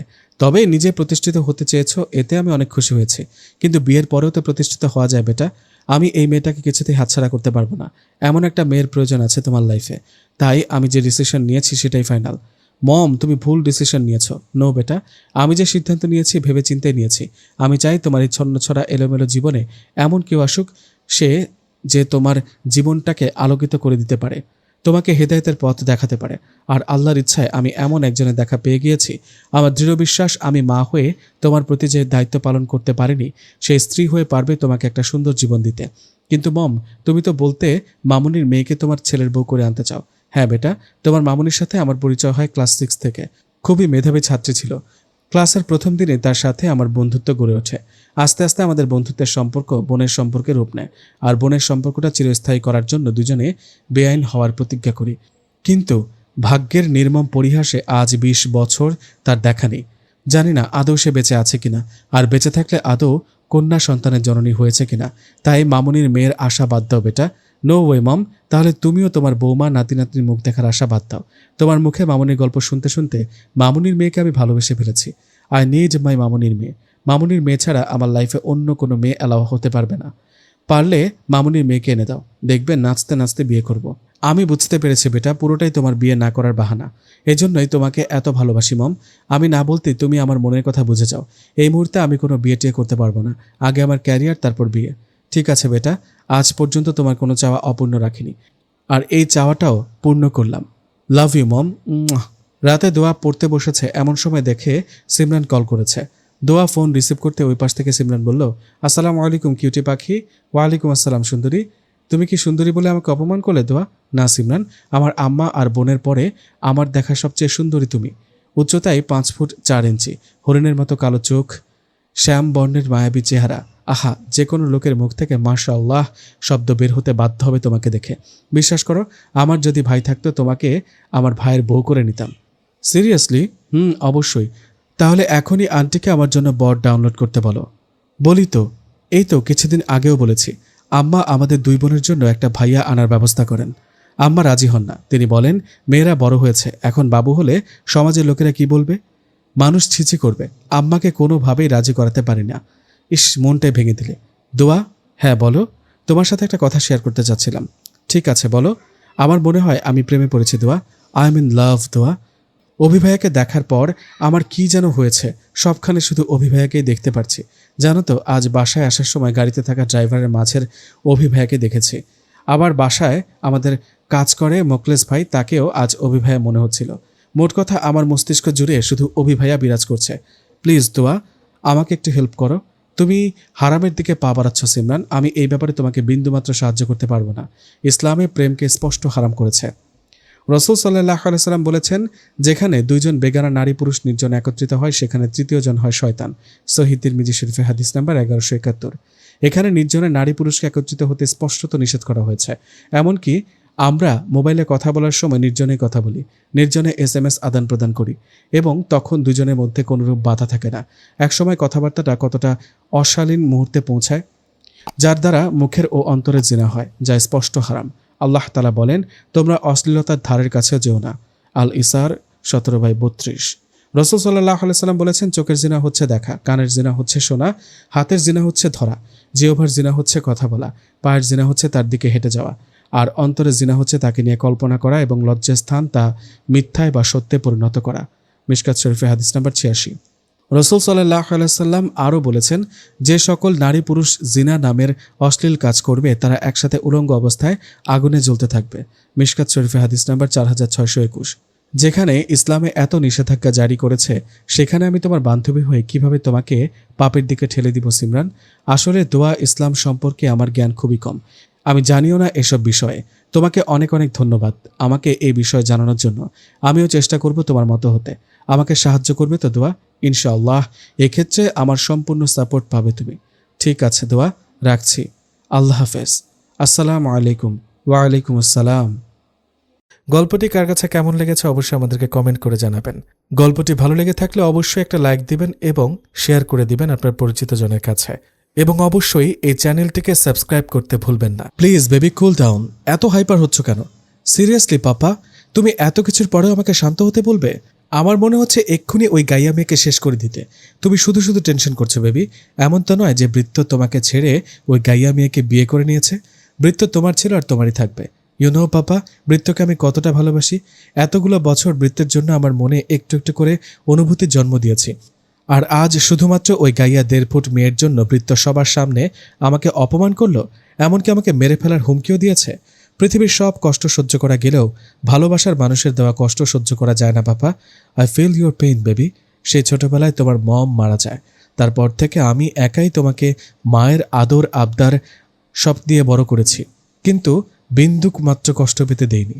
আজ তোমার এই চোখের পানি আমার কলিজায় আঘাত করছে পাপা। আমি কিছুতেই ওই মেয়েকে সহ্য করতে পারছি না। ভার্সিটিতে ওই গাইয়া মেয়ে যতবার আমার চোখের সামনে আসবে ততবারই বৃত্তের করা অপমানের কথা আমার মনে পড়ে যাবে। তুমি টেনশন করো না বেবি, আমি কাল সকালেই ওই গাইয়া মেয়ের ব্যবস্থা করছি বলেই কোথাও ফোন দিল। ওই পাশ থেকে ফোন রিসিভ করে বলল, হ্যাঁ স্যার বলুন, আমি একটা মেয়ের পিক সেন্ড করছি, কাল দুপুরের মধ্যে যেন মেয়েটার লাশ পাই। আর হ্যাঁ, কোনো প্রমাণ রাখবে না কিন্তু, তোমার কাছে 50,000 টাকা পৌঁছে যাবে। ঠিক আছে স্যার, যেমনটা আপনি বলবেন, কিন্তু আমি মেয়েটাকে কোথায় পাবো? ওর বিষয়ে কোনো কিছু তো জানি না। আমার বেবির ভার্সিটিতে অনার্স প্রথম বর্ষের হিসাব বিজ্ঞান ডিপার্টমেন্টের ছাত্রী। ভার্সিটিতেই পাবে মেয়েটাকে, তবে সাবধানে কাজ করবে, কোনো কাকপক্ষীয় যেন টের না পায়। কিন্তু স্যার, মেয়েটার অপরাধ কি? আমার বেবির চোখের পানির কারণ ওই মেয়েটা, ওর বেঁচে থাকার কোনো অধিকার নেই। ফিনিশ করে দাও মেয়েটাকে বলেই ফোন রাখলেন কামরুল হাসান। কিন্তু পাপা, বৃত্ত যদি কোনোভাবে জানতে পারে আমরা ওই মেয়ের ক্ষতি করেছি, তাহলে কি হবে একবার ভেবে দেখেছ? বৃত্ত সোজা আমাদেরকে জেলে পাঠাবে। কেউ জানতে পারবে না বেবি, না থাকবে বাঁশ আর না বাজবে বাঁশি বলেই পৈশাচিক হাসিতে মেতে উঠলেন কামরুল হাসান। অভি কিচেনে নিজের জন্য খিচুড়ি রান্না করছে। যদিও এর আগে কখনো অভি রান্না করেনি, কিন্তু আজ হঠাৎ করে অভির গ্রামের বাড়ি মাগুরা থেকে খবর আসে তার বাবার বাল্যকালের বন্ধু খুবই অসুস্থ হয়ে পড়েছে। তাকে দেখার উদ্দেশ্যে অভির বাবা মা বোন মাগুরা চলে গিয়েছে। তাড়াহুড়ো করে চলে যাওয়ার কারণে অভির জন্য রান্না করে রেখে যেতে পারেনি। অভির এক সমস্যা, বাইরে খাবার খেতে পারে না। পেটের ক্ষুধা নিবারণের জন্য বাধ্য হয়ে অভিকেই রান্না করতে হচ্ছে। অভি আজ রান্না করতে গিয়ে একটা বউয়ের অভাব হাড়ে হাড়ে টের পাচ্ছে। অভি খিচুড়ি রান্না শেষ করে ডিম ভাজি করার জন্য মরিচ পেঁয়াজ কুচি করছে, এমন সময় কলিং বেল বেজে ওঠে। অভি গিয়ে দরজা খুলতে দেখে বৃত্ত এসেছে। বৃত্তকে দেখে অভি কিছুটা অবাক হয়ে বলে, এ কি বৃত্ত, তুই এই অসময়ে? বৃত্ত কিছুটা চড়া মেজাজে বলল, কেন অভি, তোর বাসায় আসতে গেলে কি আমার পারমিশন নিতে হবে? কি হয়েছে বৃত্ত, সামথিং রং? মেজাজ এত চড়া লাগছে কেন? আরে ইয়ার আর বলিস না, মমের মাথায় আমার বিয়ের ভূত চেপেছে। কোথাকার কোন মেয়ে দেখেছে এখন আমার তাকে বিয়ে করতে হবে? আমার কি এখন বিয়ের বয়স হয়েছে বল অভি? আন্টি খারাপ তো কিছু বলেনি বৃত্ত, অনেক দিন কোনো বিয়ে টিয়ে খাই না, এই সুযোগে যদি তোর বিয়েটা খাওয়া হয়। দারুণ হবে। প্লিজ বৃত্ত, বন্ধুদের কথা ভেবে অন্তত বিয়েটা করে নে। শুনেছি বিয়েতে শুধু খাওন আর খাওন। সেম টু ইউ অভি, তুইও তো চাইলে আমাদেরকে এমন একটা বিয়ে খাওয়ানোর ব্যবস্থা করে দিতে পারিস। খুব শীঘ্রই হবে ইনশাল্লাহ। এতদিন ধরে আমি যার অপেক্ষায় পথ চেয়ে বসেছিলাম, এক নারীতে আসক্ত হব বলে এ পর্যন্ত প্রেম করা তো দূরের কথা, মেয়েদের দিকে প্রেমের দৃষ্টিতে তাকিয়ে দেখিনি, যার জন্য আমি আমার সমস্ত অনুভূতি পুষে রেখেছি। আমি সেই মেয়ের দেখা পেয়ে গেছি বৃত্ত, আমার অনুভূতি প্রকাশের সুযোগ এসেছে বৃত্ত। তবে আমি তাকে হারামভাবে চাইব না, পবিত্র কালেমা পাঠ করে তাকে আমার নিজের করে নিব। তুই তো একেবারে গেছিস রে অভি। যেই অভির জন্য ভার্সিটির মেয়েরা হাজারখানেক প্রেমপত্র লিখেছে, কত শত মেয়ে ক্রাশ খেয়েছে, তার একটু অ্যাটেনশন পাওয়ার জন্য কত রকম সাজুগুজু করে এসেছে, অথচ অভি নামক নির্দয় ব্যক্তির পাত্তা পায়নি। সেই অভি কিনা ললনার মায়ায় ফেসে গিয়েছে। I can't believe this. বলা নেই কওয়া নেই, হুট করে প্রেমে পড়ে গেলি অভি। প্রেম ভালোবাসা কখনো বলে কয়ে আসে না বৃত্ত, হুট করেই হয়ে যায়। তুই যখন কাউকে মন থেকে ভালোবাসবি তখন বুঝতেও পারবি না কখন কোথায় কিভাবে তাকে ভালোবেসে ফেলবি। দেখবি তাকে ছাড়া জীবনটা লবণ ছাড়া তরকারির মতো মনে হবে। বাহ, এ তো দেখি বোবার মুখে বুলি ফুটেছে। তো জানতে পারি কি কে সেই ললনা যে কিনা আমার নিরামিষ বন্ধুর মনে আমিষের সঞ্চার করে দিল? It's surprise. আগে মনের রানীকে ঘরের রানী করি, তারপর না হয় দেখিস। ঠিক হ্যাঁ, তুই থাক, আসছি তাহলে। নো ডিয়ার, তুই আজ যেতে পারবি না, বাসায় কেউ নেই। আজ প্রথমবার আমি নিজ হাতে খিচুড়ি রান্না করেছি, দুজনে খেয়ে জমি আড্ডা দিব। খিচুড়ি খাওয়ার উপযুক্ত হয়েছে তো, নাকি আজ উপোস থাকতে হবে? জানি না কেমন হয়েছে, তবে এখন থেকে আমি রান্না শিখব আমার ঘরের রানীর জন্য, যাতে বিয়ের পর রানী সাহেবের সাথে কোনো কারণে অভিমান হলে তাকে হুটখাট রান্না করে সারপ্রাইজ দিতে পারি। ও মা গো, ট্রু লাভ! বিয়ের আগে বউয়ের জন্য এত ভালোবাসা! It's only pair, only pair. তুই পারিসও বটে বৃত্ত। এখন কিচেনে চল, আমার ডিম ভাজতে হবে, মরিচ ভর্তা করতে হবে। তাছাড়া তোর সাথে আমার অনেক গল্প জমে আছে। তুই কি আমাকে একটু হেল্প করবি? তাহলে তাড়াতাড়ি আড্ডা দিতে পারতাম। শিওর, কি করতে হবে আমাকে তাই বল। যদিও আমি পারি না, তবুও I will try my best. আমি ডিম ভাজি করছি, তুই বরং এই মরিচ ভর্তাটা কর, ঠিক আছে? দোয়া সিমরানের সাথে কথা বলা শেষ করে ইতিহাস বইটা পড়ছে, এমন সময় ছোঁয়া এসে বলল, আপু, আমি হিসাব বিজ্ঞানের একটা বিষয় বুঝতে পারছি না। আসলে 3 দিন প্রাইভেটে যাইনি তো, তাই অনেক পিছিয়ে গিয়েছি। তুমি তো হিসাব বিজ্ঞান ভালো বুঝো, তাই তোমাকে জিজ্ঞেস করতে আসলাম। হ্যাঁ টিয়া পাখি, বল, কোথায় সমস্যা হচ্ছে? আপু, রেওয়া মিলে কোন কোন বিষয়গুলো অন্তর্ভুক্ত হবে না, এটা বুঝতে পারছি না। এটা তো খুবই সহজ বিষয় পাখি। প্রা টাকা, স বস্তু রেওয়া মিলের শত্রু। মানে কি আপু? তোমার কথা আমার মাথার উপর দিয়ে যাচ্ছে, একটু ক্লিয়ার করে বলো না। বলছি শোন, প্রা টাকা বলতে প্রারম্ভিক টাকা, আর সবস্তু বলতে সমাপনী বস্তু বোঝায়। আর রেওয়া মিলের শত্রু বলতে এগুলো রেওয়া মিলে আসে না। যেমন প্রারম্ভিক হাতে নগদ, প্রারম্ভিক নগদ তহবিল, প্রারম্ভিক ব্যাংক জমা, সমাপনী মজুদ পণ্য, সমাপনী মণিহারি, এগুলো রেওয়া মিলে অন্তর্ভুক্ত হয় না। কিন্তু আপু, আমি প্রারম্ভিক আর সমাপনী কিভাবে বুঝতে পারবো? প্রারম্ভিক বলতে যে লেনদেনগুলো বছরের শুরুতে সংগঠিত হয়, যেমন 1/1/2022, আর সমাপনী বলতে যে লেনদেনগুলো বছরের শেষে সংগঠিত হয়, যেমন 31/12/2022। জি আপু, বুঝতে পেরেছি। লাভ ইউ অফুরন্ত টিয়া পাখি। দোয়া ছোঁয়া তাদের পড়া শেষ করে দুজনে মিলে নামাজ পড়ে খাওয়া দাওয়া শেষ করে 10টা বাজে ঘুমিয়ে গেল। ফজরের আজান শুনে দোয়ার ঘুম ভেঙে গেল। দোয়া তাড়াতাড়ি করে ছোঁয়াকেও নামাজ পড়ার জন্য ডেকে দিল। দোয়ার প্রতিদিনের অভ্যাস ফজরের নামাজ শেষ করে কিছুক্ষণ কোরআন তেলাওয়াত করা। আজও তার ব্যতিক্রম হলো না। কোরআন তেলাওয়াতে আলাদা এক প্রশান্তি লাভ করা যায়। সহিহ বুখারী শরীফ হাদিস নাম্বার 5027। এটাতে বলা হয়েছে যে তোমাদের মধ্যে সর্বোত্তম সেই ব্যক্তি যে নিজে কোরআন শিক্ষা করে ও অপরকে শিক্ষা দেয়। সৃষ্টির ওপর স্রষ্টার মর্যাদা যেমন, সব বাণীর ওপর কোরআনের মর্যাদাও তেমন। কোরআন তেলাওয়াতের ফজিলত ও মর্যাদা অনেক বেশি, এতে রয়েছে অনেক সওয়াব। কোরআন তেলাওয়াতকারীর মর্যাদাও অনেক বেশি। কিয়ামতের ভয়াবহ অবস্থার সময় কোরআন তেলাওয়াতকারীর পক্ষে সুপারিশ করবে, এটা বিরাট সৌভাগ্যের বিষয়। হযরত আবু উমামা রাদিয়াল্লাহু তাআলা আনহু থেকে বর্ণিত হাদিসে রাসূল সাল্লাল্লাহু আলাইহি ওয়াসাল্লাম বলেছেন, তোমরা কোরআন তেলাওয়াত করো, কারণ কোরআন কিয়ামতের দিন তেলাওয়াতকারীর জন্য সুপারিশ করবে। সহিহ মুসলিম শরীফ হাদিস নাম্বার 1910। দোয়া কোরআন তেলাওয়াত শেষ করে ছাদে গেল তার গাছের পরিচর্যা করার জন্য। গাছ দোয়ার খুব পছন্দের। ছাদকে বিভিন্ন ফুল ফলের গাছ দ্বারা ছোটখাটো বাগানে পরিণত করেছে দোয়া ছোঁয়া মিলে। অবশ্য এই কাজে দোয়ার আব্বা আম্মাও তাদেরকে সহযোগিতা করেছে। দোয়ার মাঝে মাঝে নিজেকে অনেক ভাগ্যবতী মনে হয় এমন আব্বা আম্মা বোন পেয়ে। দোয়া প্রায় 2 ঘন্টা গাছের পরিচর্যা করে নিচে এসে নাস্তা সেরে ভার্সিটি যাওয়ার জন্য রেডি হতে গেল। দোয়া বোরকা হিজাব পরিধান করে বাসার সবাইকে বিদায় জানিয়ে ভার্সিটির উদ্দেশ্যে বেরিয়ে পড়ল। দোয়ার ভার্সিটি যেতে বেশ সময় লাগে, আর এই সময়টা দোয়া ফেসবুকে ইসলামী গল্পগুলো পড়ে। কারণ এই গল্প থেকে দোয়া অনেক কিছু শিখতে পারে। দোয়া ফেসবুকে অপরাজিতা নামের লেখা ইসলামিক গল্প ভালোবাসি প্রিয় তুই পড়ছিল। এমন সময় দেখে সিমরান কল করেছে। কল রিসিভ করতে সিমরান সালাম দিয়ে বলল, দোয়া কই তুই? ভার্সিটিতে পৌঁছাতে আর কত সময় লাগবে? আমি ভার্সিটির সামনে তোমার জন্য অপেক্ষা করছি। ওয়ালাইকুম আসসালাম। এই তো সিমরান, আর 5 মিনিট লাগবে। তুমি আরেকটু অপেক্ষা করো। ঠিক আছে, তাড়াতাড়ি এসো, ভার্সিটির সামনে অনেক অটোরিকশা, মানুষের আনাগোনা। দোয়া অটো থেকে নেমে দেখে সিমরান সত্যি সত্যি তার জন্য ভার্সিটির সামনে অপেক্ষা করছে। দোয়া রাস্তা ক্রস করতে যাবে, হঠাৎ এমন সময় চলন্ত বাইক থেকে হুডি পরা একটা লোক দোয়ার গলা বরাবর ছুরি চালিয়ে দেয়। মুহূর্তের মধ্যে দোয়ার নিথর দেহ রাস্তায় লুটিয়ে পড়ে। সাথে সাথে তাজা রক্তে ভেসে যায় ঘটনাস্থল। হঠাৎ শীতের রাতেও প্রচণ্ড গরম, অস্বস্তিতে ঘুম ভেঙে যায় মিসেস শাহিনা বেগমের। ঘুম ভাঙতেই তিনি যেন বোবা হয়ে গিয়েছেন, কোনো কথা বলতে পারছেন না, প্রচণ্ড গতিতে হাত পা কাঁপছে। এর মধ্যে শাহিনা বেগমের চিৎকার শুনে রবিউল ইসলামের ঘুম ভেঙে যায়। তিনি শাহিনা বেগমের এই অবস্থা দেখে জিজ্ঞেস করেন, কি হয়েছে শাহিনা, এইভাবে চিৎকার দিয়ে উঠলে কেন? কোনো খারাপ স্বপ্ন দেখেছ? রবিউল ইসলাম প্রশ্ন করে যাচ্ছেন, কিন্তু শাহিনা বেগম চাইলেও কোনো উত্তর দিতে পারছেন না। তার চোখ থেকে পানি পড়ছে।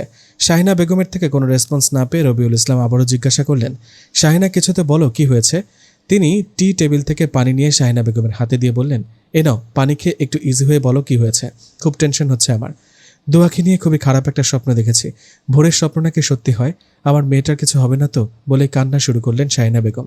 দেখো শাহিনা, রসুল সাল্লাহ আলাইসাল্লাম বলেছেন যে ভালো স্বপ্ন আল্লাহর পক্ষ থেকে হয় আর খারাপ স্বপ্ন শয়তানের পক্ষ থেকে হয়ে থাকে। সহিহ বুখারী শরীফের হাদিস নাম্বার 6984। রসুল সাল্লাহ আলাইসাল্লাম বলেছেন, তোমাদের কেউ যখন এমন স্বপ্ন দেখল যা সে অপছন্দ করে, তখন সে যেন তার বাম দিকে 3 বার থুতু নিক্ষেপ করে, শয়তানের চক্রান্ত থেকে আল্লাহর কাছে 3 বার আশ্রয় প্রার্থনা করে, আউযু বিল্লাহি মিনাশ শাইতানির রাজিম বা সূরা আল ফালাক ও সূরা নাস পড়ে, স্বপ্নের অনিষ্ট থেকে আল্লাহর আশ্রয় প্রার্থনা করে, যে কাঁধে নিদ্রিত ছিল তা থেকে যেন পার্শ্ব পরিবর্তন করে ঘুমায়, আর কারো কাছে ওই স্বপ্নের কথা বলবে না, কেননা এভাবে করলে এই খারাপ স্বপ্ন তার কোনো ক্ষতি করতে পারবে না। আর যদি কোনো ভালো স্বপ্ন দেখে তাহলে সুসংবাদ প্রাপ্তিতে খুশি হবে, আর যাকে সে মহাব্বত করে এমন লোক ছাড়া কারো কাছে ব্যক্ত করবে না। সহিহ মুসলিম শরীফের হাদিস নাম্বার 5707। তুমি মন খারাপ করো না শাহিনা, দোয়া আল্লাহর রহমতে ঠিক আছে। মায়ের মন আপনি বুঝবেন না। হ্যাঁ তাই তো, সব কিছু তুমি একাই বুঝতে পারো। তুমি তো দোয়ার মা, তাকে তুমি 10 মাস 10 দিন গর্ভে ধারণ করেছো, লালন পালন করেছো। আমি তো দোয়ার কেউ না। দোয়ার কিছু হলে আমার কোনো কষ্ট হয় না, সব কষ্ট তোমার একার হয়। আপনি একটু চুপ করুন স্যার, আমি আপনার ঘরের বউ, আপনার স্কুলের ছাত্রছাত্রী না। এজন্যই কথায় বলে পুরুষ মানুষ বোঝে কম, চিল্লায় বেশি। অনেক হয়েছে রানী সাহেবা, মেয়ে আমাদের দুজনের, ওকে? এবার চলো ফ্রেশ হয়ে নামাজ পড়ে আল্লাহর কাছে আমাদের মেয়ের জন্য দোয়া করি। সমস্ত বিপদ থেকে রক্ষা করার মালিক একমাত্র তিনি। চলেন। দোয়া ঘুম থেকে উঠে নামাজ পড়ে কিছুক্ষণ কোরআন তেলাওয়াত করে কিচেনে যেতেই শাহিনা বেগম দোয়াকে জড়িয়ে ধরে কান্না করে দেন। মনে হচ্ছে দোয়াকে দেখে তার কলিজা ঠান্ডা হয়েছে। এতে দোয়া কিছুটা হকচকিয়ে গিয়ে শাহিনা বেগমকে জিজ্ঞেস করে, আম্মা কি হয়েছে, আপনার কান্না করছেন কেন? কান্না করতে গেলেও কি তোদের বাপ বেটির অনুমতি নিয়ে তারপর আমার কান্না করতে হবে? আমার কান্না করতে মন চেয়েছে তাই করেছি। তুই কিচেনে আসছিস কেন? যা গিয়ে পড়তে বস। আম্মা, আমি তো আপনার কাজে সাহায্য করতে এসেছিলাম। আপনি সবটা পারবেন একা হাতে করতে? তোর আব্বা আছে বাসায়, কোনো সমস্যা হলে তাকে ডেকে নিব, তুই যা। ঠিক আছে আম্মা। সেলিম দেওয়ান পেশায় একজন ছোটখাটো কিলার, অর্থাৎ টাকার বিনিময়ে ছোটখাটো খুন করা। যদিও আগে সে এই পেশায় ছিল না, কিন্তু এই সমাজ তাকে বাধ্য করেছে এই পেশা বেছে নিতে। এই তো গতকাল রাতেও তার বেশ মোটা অঙ্কের টাকার ডিল হয়েছে, বিনিময়ে একটা মেয়েকে লাশ বানিয়ে দিতে হবে। অবশ্য ভদ্রলোক রাতেই মেয়েটার ছবি পাঠিয়ে দিয়েছে, কিন্তু সেলিম দেওয়ান ব্যস্ত থাকায় ছবিটা দেখার সময় বা সুযোগ হয়ে ওঠেনি।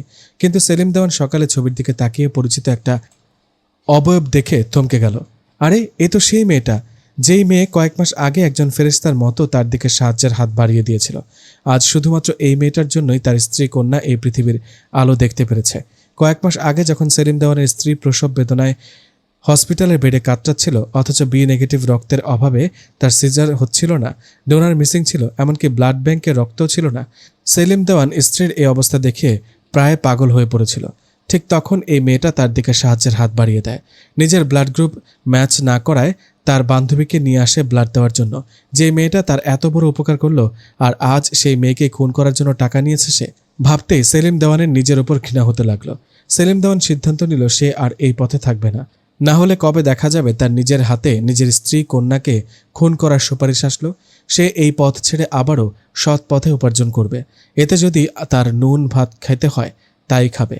এসব ভেবেই সে কামরুল হাসানকে ফোন দিয়ে বলল, দুঃখিত স্যার, আমাকে ক্ষমা করবেন, আমি এই কাজটা করতে পারবো না। You are thinking of what you are saying? Sir, বেশি পড়াশোনা করিনি, ইংরেজি ভালো বুঝি না, বাংলাতে বলেন প্লিজ। তুমি যা বলছো ভেবে বলছো তো? 50,000 টাকার ব্যাপার, তুমি 2-3 মাসে বসে বসে খেতে পারবে তোমার স্ত্রী কন্যাকে নিয়ে। স্যার, আমি খুনি হলেও আমার মধ্যে মানবিকতা আছে, আর সেই মানবিকতা বোধ থেকে আমি এই ধরনের কাজ আর করব না, কখনোই করব না। না, আমি নিজে মেয়েটার কোনো ক্ষতি করব আর না কাউকে করতে দিব। আপনার টাকা আপনার কাছে পৌঁছে যাবে স্যার, রাখছি, আসসালামু আলাইকুম। কামরুল হাসান ফোন রাখতেই বিন্দু মাহাতাব পেছন থেকে বলল, who you were talking to পাপা?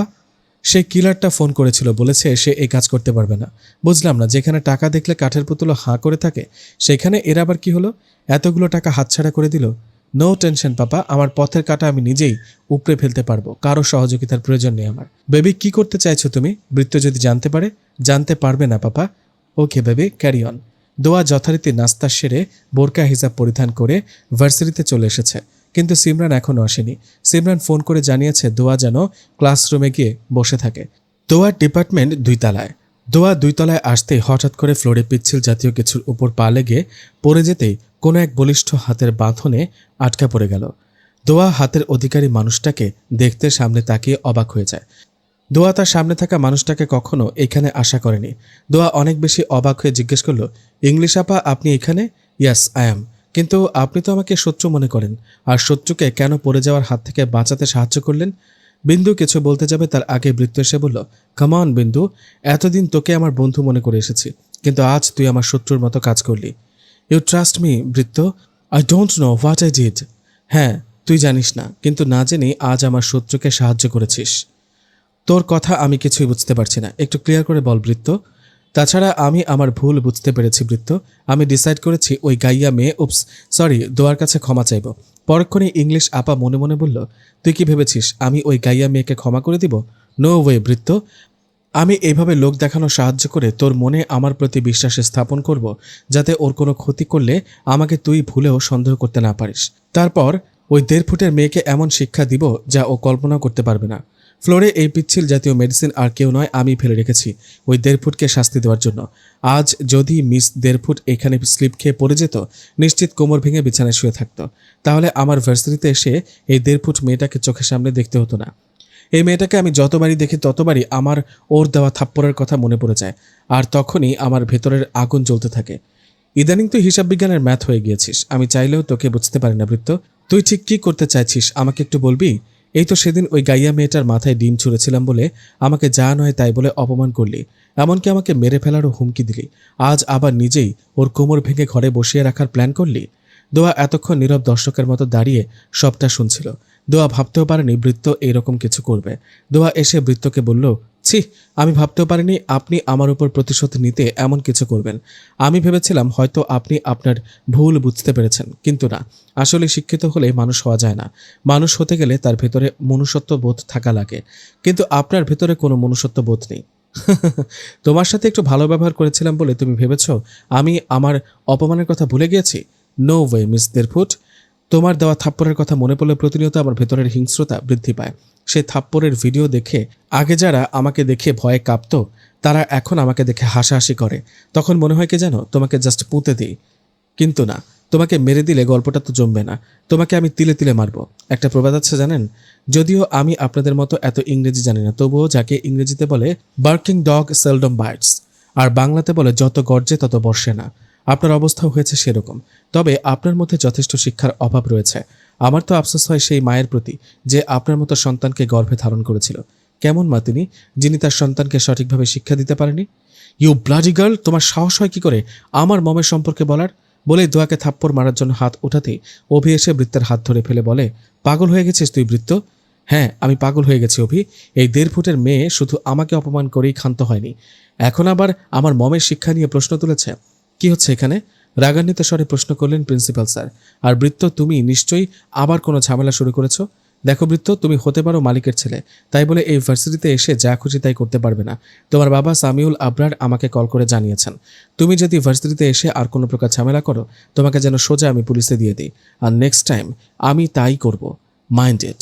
আর হ্যাঁ, কিছুদিন পরে তোমার অনার্স ফাইনাল পরীক্ষা, তাই এখন আর ইউনিভার্সিটিতে এসে বখাটেপনা না করে পড়াশোনাতে মনোযোগী হও, নিজেকে সংশোধন করে নাও, এতেও তোমার ও তোমার পরিবারের ভালো হবে। আর দোয়া, তুমিও ক্লাসে যাও, এক্ষুনি তোমাদের ইতিহাস ক্লাস শুরু হবে। জি স্যার। দোয়া ক্লাসে প্রবেশ করার 5 মিনিট পরে সিমরান এসে দোয়াকে হাগ করে বলল, গুড মর্নিং দোয়া।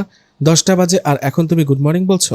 দোয়া, তুমি তো গ্রামে থাকো, তাই তোমাদের কাছে সকাল মানেই 6টা থেকে 7টা, কিন্তু শহরে 10টায়ও সকাল হয় না।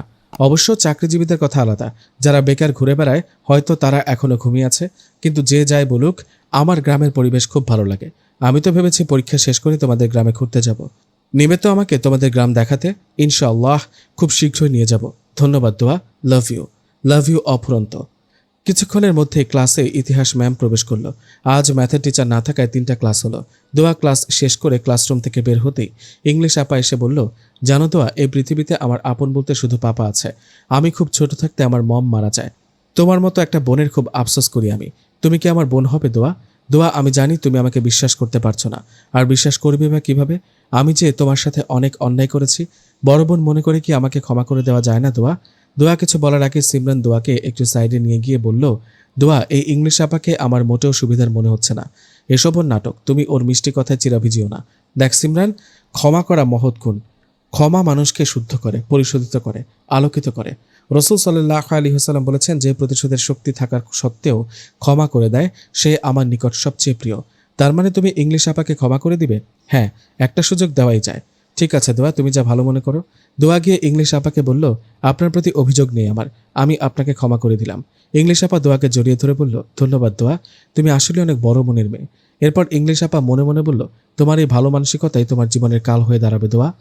দোয়া বাসার সামনে এসে দেখলো অনেকগুলো অপরিচিত জুতা। মনে হচ্ছে বাসায় কোনো আত্মীয় এসেছে। দোয়া কলিং বেল দিতে ছোঁয়া এসে দরজা খুলে দিল। টিয়া পাখির বাসায় কেউ এসেছে নাকি? বাইরে অনেকগুলো অপরিচিত জুতা দেখলাম। হ্যাঁ আপু, তোমাকে দেখতে এসেছে। মানে কি?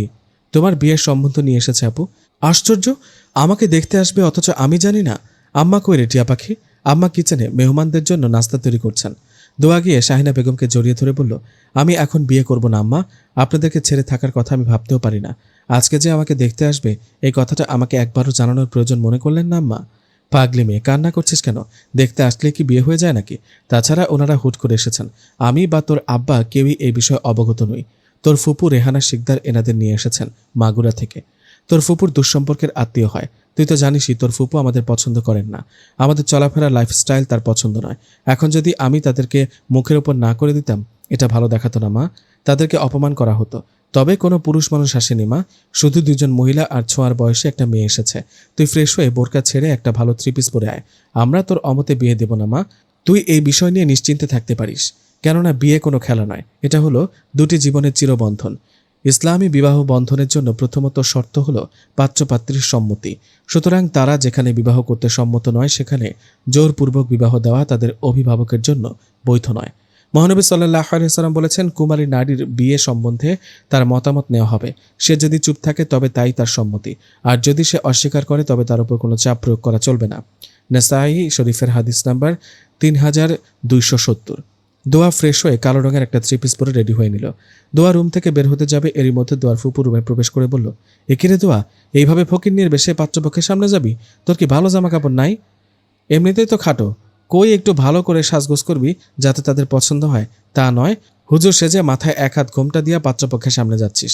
এইভাবে হুজুর সেজে গেলে আর কোনোদিন আর শ্বশুরবাড়ি ভাত খাইতে হইব না। সারা জীবন বাপের ঘাড়ে বৈশা বৈশা অন্ন ধ্বংস করতে হইব। ফুপুর কথায় দোয়া অনেক কষ্ট পেলেও তার সামনে প্রকাশ না করে বলল, হ্যাঁ ফুপু, আমি খাটো, তবে এতে আমার কোনো আফসোস নেই, কারণ আল্লাহ তাআলা নিজে আমাকে খাটো করে সৃষ্টি করেছেন।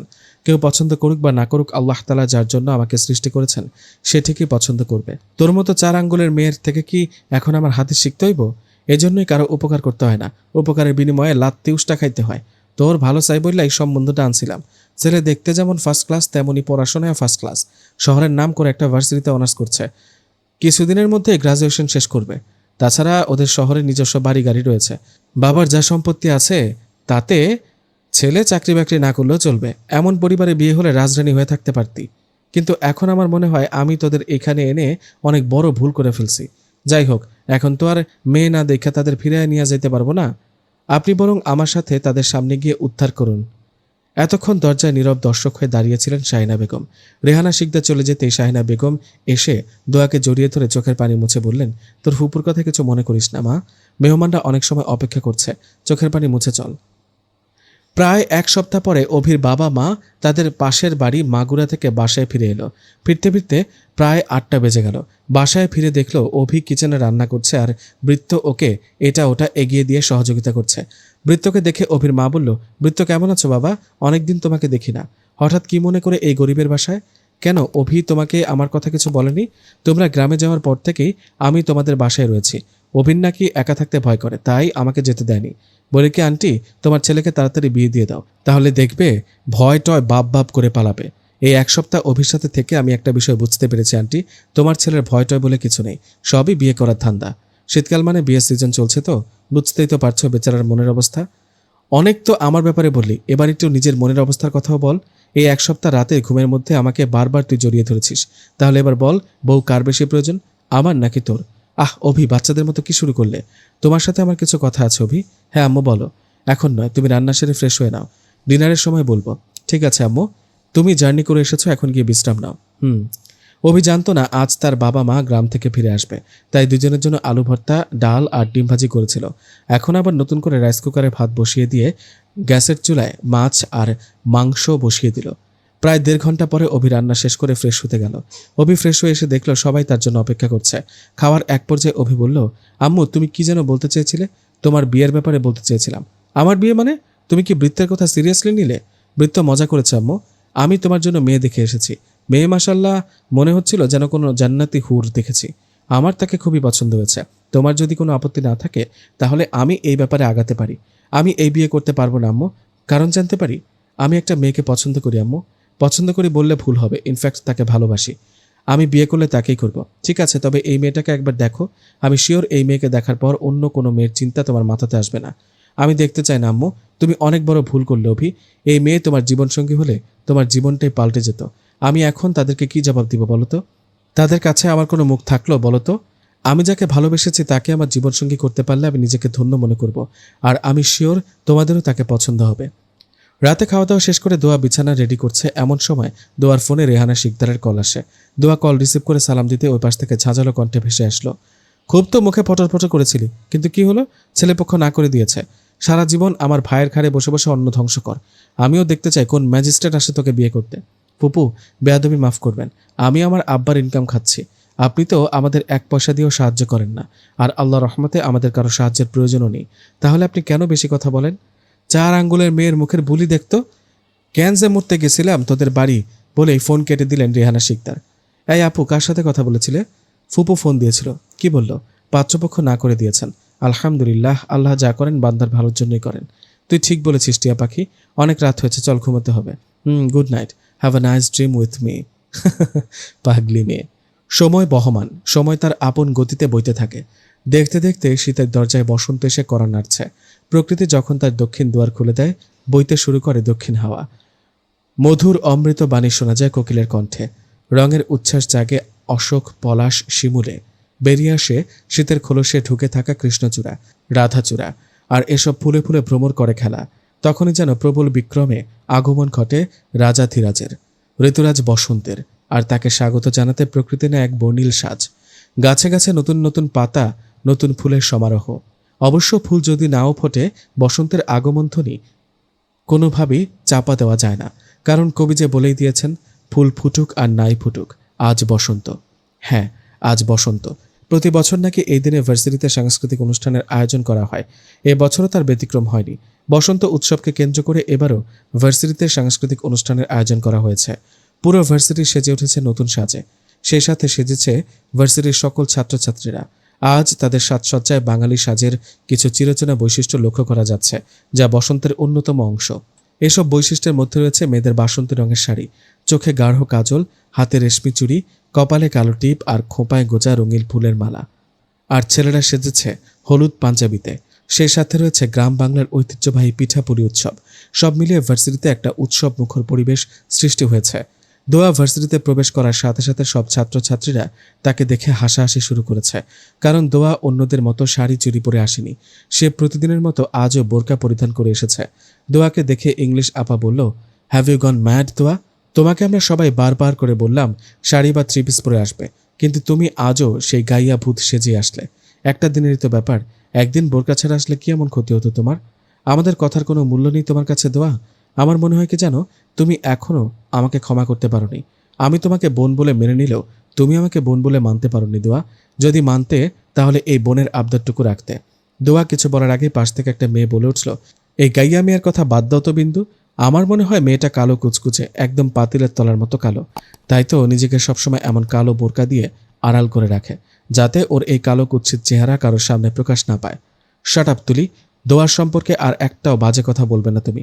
ইনফ্যাক্ট বলার রাইটও নেই তোমার। তুমি যে ওকে কালো বলে অপমান করছো, নিজেকে কখনো আয়নায় দেখেছো? নিজে তো আটা ময়দা সুন্দরী। বাহ বিন্দু মাহাতাব, এইভাবে নিজের অপমানের কথা ভুলে গেলে? এই মেয়েটা সবার সামনে কিভাবে তোমাকে অপমান করেছিল মনে নেই তোমার?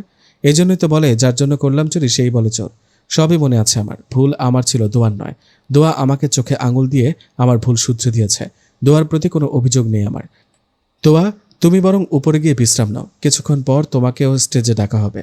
আসলে ইংলিশ আপা, আমি সিমরানের জন্য অপেক্ষা করছি। এক্ষুনি সিমরান এসে পড়বে। সিমরান এলে তারপর যাব। ঠিক আছে, আমি আসছি। Bye, see you later. English আপা যেতেই দোয়া আল্লাহর কাছে সাহায্য প্রার্থনা করতে লাগলো। কি যে হবে আজকে ভাবতেই গায়ের কাঁটা দিচ্ছে। দোয়া অসুস্থ থাকায় একদিন ভার্সিটিতে অনুপস্থিত ছিল। সেই সুযোগে দোয়ার অজান্তে কেউ নাচে দোয়ার নাম লিখিয়েছে, কিন্তু দোয়া মরে গেলেও নাচবে না। দোয়া শিওর বৃত্ত ছাড়া এই কাজ কেউ করেনি। এক সপ্তাহ আগে দোয়া ক্লাসে রয়েছে এমন সময় বিন্দু সহ আরও কিছু সিনিয়ররা ক্লাসে প্রবেশ করলো।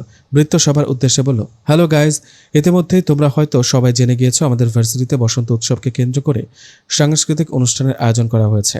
ইতিমধ্যে অনেকেই নাম লিখিয়েছে। আমরা গতকাল যারা যারা অনুষ্ঠানে নাচ করবে তাদের নাম কালেক্ট করেছি। গতকাল অনেকেই উপস্থিত ছিল না, তাই তোমাদের মধ্যে যারা যারা নাচ গান দিতে ইচ্ছুক কাইন্ডলি নাম বলো।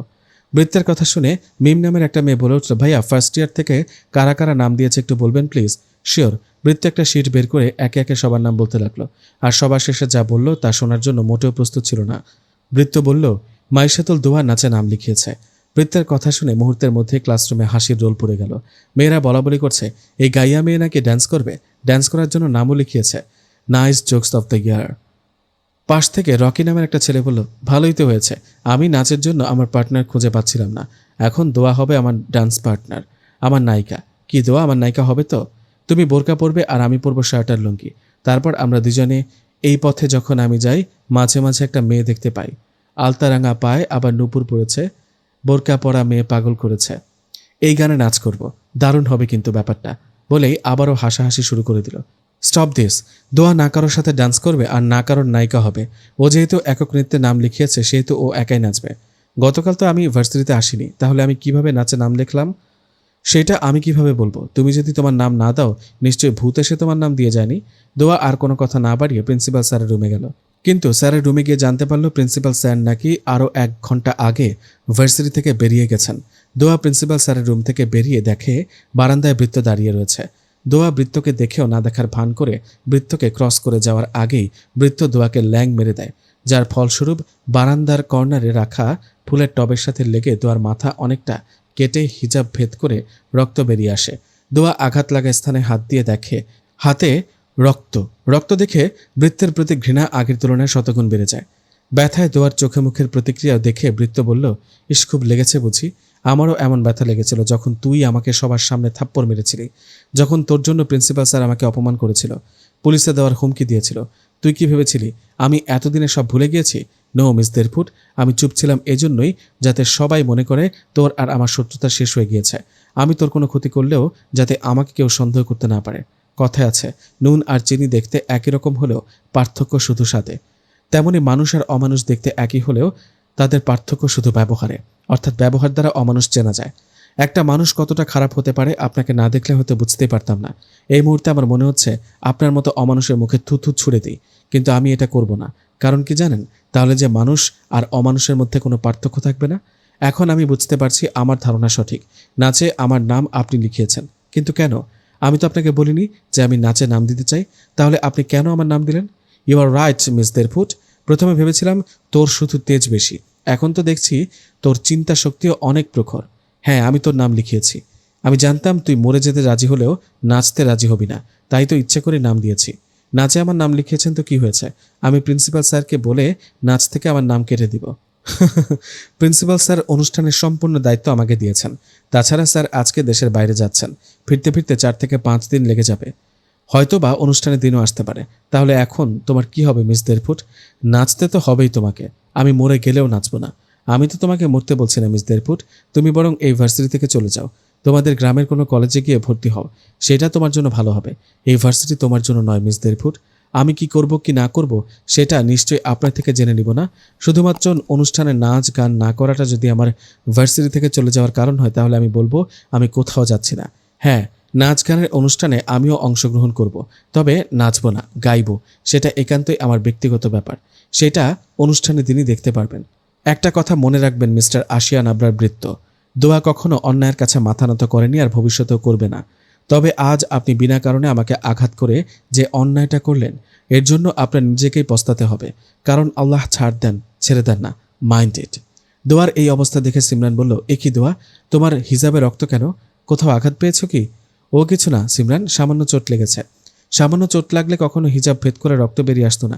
তুমি বরং ফার্মেসিতে চলো। ফার্মেসিতে যাওয়ার কোনো প্রয়োজন নেই সিমরান।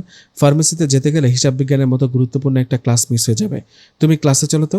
হিসাব বিজ্ঞান স্যার ব্যস্ত আছেন, তিনি আজ ক্লাস নিতে পারবেন না, সুতরাং আজ হিসাব বিজ্ঞান ক্লাস হচ্ছে না, তাই আমরা নির্দ্বিধায় ফার্মেসিতে যেতে পারি। ঠিক আছে চলো। দোয়া ফার্মেসিতে ড্রেসিং করিয়ে সোজা বাসায় ফিরে আসে। বাসায় ফিরতে শাহিনা বেগম বলেন, কিরে মা, আজ এত তাড়াতাড়ি ফিরে এলি? শরীর খারাপ করেছে নাকি? শরীর খারাপ করলে বাসা থেকে বিশ্রাম করতে পারতি, শুধু শুধু জার্নি করে ভার্সিটিতে যেতে গেলি কেন? আম্মা, আপনি শুধু শুধু চিন্তা করছেন, তেমন কিছু হয়নি, মাথায় সামান্য একটু আঘাত পেয়েছি। তাছাড়া আজ তেমন ক্লাসও হয়নি, তাই চলে এসেছি। দেখি দেখি কোথায় লেগেছে? এজন্যই আমি বারবার বলেছিলাম তোর শহরের ভার্সিটিতে পড়তে হবে না, তুই শুনলি না আমার কথা। আজ একটা অঘটন ঘটলো, ভবিষ্যতে যদি এর থেকে বড় কোনো অঘটন ঘটে তবুও আমি কিছুই জানতে পারবো না। গ্রামের কলেজে ভর্তি হলে আমি চোখে চোখে রাখতে পারতাম। আম্মা, আপনি মাস্টার্স পাশ করা শিক্ষিত একটা মেয়ে হয়ে এমন কথা বলতে পারলেন? গ্রামের কলেজে অনার্স নেই, ডিগ্রি আছে। আমি এখানে ভর্তি হয়ে কি ডিগ্রি করতাম? তাছাড়া আমি বলছি তো, আমার তেমন কোনো সমস্যা হয়নি। মায়ের মন তুই বুঝবি না, যা গিয়ে ফ্রেশ হয়ে নে। টিয়া পাখি কোথায় আম্মা? ওকে দেখছি না যে। কোথায় আর যাবে, দেখ গিয়ে রুমে বসে বসে হয়তো ফোনে গল্প করছে। পরীক্ষা শেষ করার পর তো তার শুধু একটাই কাজ, দিনরাত ফেসবুকে গল্প করা। এই গল্পের মধ্যে কি আছে আল্লাহই জানে। দোয়া রুমে এসে দেখলো ছোঁয়ার মাথায় হাত দিয়ে শুয়ে আছে। ছোঁয়াকে এখন শুয়ে থাকতে দেখে দোয়া জিজ্ঞেস করলো, টিয়া পাখি, এই অবেলায় শুয়ে আছিস কেন? একটু মাথা ব্যথা করছে আপু। নিশ্চয়ই শ্যাম্পু করার পর চুলে আর তেল দিসনি। তুই তো জানিস তোর চুলে তেল না দিলে মাথা ব্যথা শুরু করে। তাহলে তেল দিসনি কেন? তোমার হাতে ছাড়া কখনো চুলে তেল দিয়েছি আমি, তাই বলে মাথা ব্যথা সহ্য করবি? তুমি যদি আম্মা না খাইয়ে দিলে না খেয়ে ক্ষুধার জ্বালা সহ্য করতে পারো, তাহলে আমি কেন পারবো না? ঠিক আছে, আমি ফ্রেশ হয়ে এসে তোর চুলে তেল দিয়ে দিব। এবার খুশি তো? অনেক খুশি। দোয়া সবার সাথে হাসি খুশি থাকলেও ভেতরে ভেতরে চিন্তা হচ্ছে। বৃত্তকে তো বলে দিল সে অনুষ্ঠানে অংশগ্রহণ করবে, কিন্তু কি করবে কিছুই বুঝতে পারছে না দোয়া। পরক্ষণেই ভাবলো যা হয় হবে, আল্লাহ যা করবে ভালোর জন্যই করবে। দোয়া রাতে পড়াশোনা শেষ করে ঘুমাতে যাবে এমন সময় টুং করে একটা মেসেজ এলো। মেসেজে লেখা ছিল, প্রিয়, আমি চাইলে তোমাকে হারাম রিলেশনে আসার প্রস্তাব দিতে পারতাম, কিন্তু আমি দেইনি। আমি শুধু তোমাকে ইহকালে নয় পরকালেও চাই, কিন্তু সেটা হালালভাবে, হারামভাবে নয়। তুমি কি আমাকে একটাবার সুযোগ দিবে তোমার হাত ধরে জান্নাতে যাওয়ার? আমাকে কি অধিকার দেবে ভালোবাসি প্রিয় বলার? দোয়া মেসেজ দেখে অনেক অবাক হয়ে গেল। কে দিতে পারে এমন মেসেজ? দোয়ার ফোন নাম্বার তো বৃত্ত ছাড়া আর কারো কাছে নাই, তাহলে কি বৃত্ত দিল এমন মেসেজ? এটা কিভাবে সম্ভব? দেখো অভি, তুমি ঠিক কি করতে চাইছো একটু ক্লিয়ার করে বলবে প্লিজ? তুমি কি আমরা মারা গেলে তারপর বিয়ে করবে? ইদানিং আমার শরীরটা ভালো যাচ্ছে না, কবে আল্লাহর ডাক এসে যাবে কে জানে। আমার কি ইচ্ছা করে না বৌমা নাতি নাতনির মুখ দেখার? তুমি আমাদের পছন্দের মেয়েকে রিজেক্ট করলে, আবার তোমার পছন্দের মেয়ের ব্যাপারেও কিছু বলছো না। সে দেখতে কেমন, বাসা কোথায়, বাবা কি করে, এসব তো বলবে। আসলে আম্মু, মেয়েটার চেহারা আমি দেখিনি। হোয়াট? না দেখেই তাকে বিয়ে করতে চাইছো? পাগল হয়ে গেছো তুমি? আম্মু, ভালোবাসা এমন এক বন্ধন যা বর্ণ, গোত্র, শরীরের সৌন্দর্য দেখে হয় না। আমি তাকে না দেখে ভালোবেসেছি, সে যেমনই হোক, তাতে আমার কোনো সমস্যা নেই। বাহ, খুব বড় হয়ে গেছো তুমি, ভালোবাসার সংজ্ঞা দিতে শিখে গেছো। তোমার যা মন চায় তাই করো, এই ব্যাপারে আমি তোমাকে আর কিছুই বলবো না। দেখতে দেখতে সেই কাঙ্ক্ষিত বসন্ত উৎসবের দিন চলে আসলো। দোয়াকে সবাই বারবার করে বলে দিয়েছে সে যেন বাসন্তী রঙের শাড়ি পরে আসে, কিন্তু দোয়া জানে পর্দার গুরুত্ব। তাই তো সে প্রতিদিনের মতো আজও কালো বোরকা দ্বারা নিজেকে আবৃত করে ভার্সিটিতে চলে আসলো। আর ভার্সিটিতে এসে অপমানের শিকার হতে হলো। সিমরানের দেরি হচ্ছে দেখে দোয়া কল দিতে যাবে, এমন সময় দোয়া দেখলো একটা হলুদ পরী তার দিকে এগিয়ে আসছে। সিমরান একটা হলুদ চুড়িদার পরে মাথায় হিজাব করে এসেছে। মিষ্টি লাগছে সিমরানকে। মেয়েটা নিজেকে সবসময় কালো বলে অপমান করে, অথচ ও নিজেও জানে না কতটা মায়াবী চেহারা অধিকারী সে। দোয়াকে এক ধ্যানে তাকিয়ে থাকতে দেখে সিমরান তুড়ি মেরে বলল, দোয়া কি দেখছো এমন করে? তোমাকে। মাশাআল্লাহ, আজ অনেক সুন্দর লাগছে তোমাকে, কিন্তু তোমার এই সৌন্দর্য, এই সাজগোজ দেখার অধিকার শুধু একজনের, তোমার স্বামীর সিমরান। তবে এটা দেখে ভালো লাগলো বোরকা না পরলেও লং চুড়িদার হিজাব করে এসেছ। ইনশাআল্লাহ আস্তে আস্তে বোরকা পরারও অভ্যাস হয়ে যাবে। সবটাই তোমার জন্য সম্ভব হয়েছে দোয়া। আমি আমার জীবনে তোমাকে বান্ধবী হিসাবে পেয়ে নিজেকে ধন্য মনে করি। হয়েছে, আর আলো দিতে হবে না, চলো তো, এক্ষুনি অনুষ্ঠান শুরু হয়ে যাবে। চলো। দোয়া আর সিমরান এসে দেখলো অনুষ্ঠান শুরু হয়ে গেছে। আশিয়ান আবরার বৃত্ত, বিন্দু মাহতাব, অভি ভাইয়া অনুষ্ঠানে উপস্থাপনা করেছে। ফার্স্ট ইয়ারের ছাত্রছাত্রীদের দেশাত্মবোধক গানের মাধ্যমে অনুষ্ঠানের সূচনা করা হলো। এরপর একে একে নাচ গান কৌতুক চলতে থাকলো। এরপর ইংলিশ আপাকে নাচের জন্য ডাকা হলো। ইংলিশ আপা ইতোমধ্যেই শাড়ি পরিবর্তন করে মডার্ন ড্রেস পরে স্টেজে উঠেছেন। একদম ডানাকাটা পরীর মতো লাগছে ইংলিশ আপাকে। ইংলিশ আপাকে দেখে ছেলেরা জোরে জোরে চিৎকার দিয়ে শীষ বাজাতে লাগলো। শুরু হলো ইংলিশ আপার পাতলি কামারিয়া গানের নাচ। ইংলিশ আপার নাচ সবাই বেশ এনজয় করছে, বিশেষ করে ছেলেরা। এক পর্যায়ে মাইশাতুল দোয়াকে স্টেজে ডাকা হলো। দোয়া স্টেজে যেতে সবাই ভূত দেখার মতো চমকে উঠল।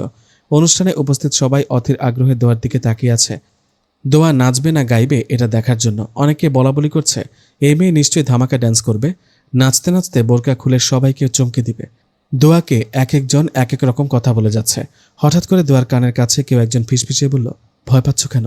তুমি হেরে যাওয়ার মতো মেয়ে নয় দোয়া, আমি জানি তুমি পারবে। আমি সবসময় তোমার পাশে আছি এবং থাকবো। তোমার জন্য আমার মনের দরজা, ঘরের দরজা সারা জীবন খোলা থাকবে। সবশেষে একটা কথা বলবো, ভালোবাসি প্রিয়। গল্পটি কার কাছে কেমন লেগেছে অবশ্যই আমাদেরকে কমেন্ট করে জানাবেন। গল্পটি ভালো লেগে থাকলে অবশ্যই একটা লাইক দিবেন এবং শেয়ার করে দিবেন আপনার পরিচিত জনের কাছে, এবং অবশ্যই এই চ্যানেলটিকে সাবস্ক্রাইব করতে ভুলবেন না।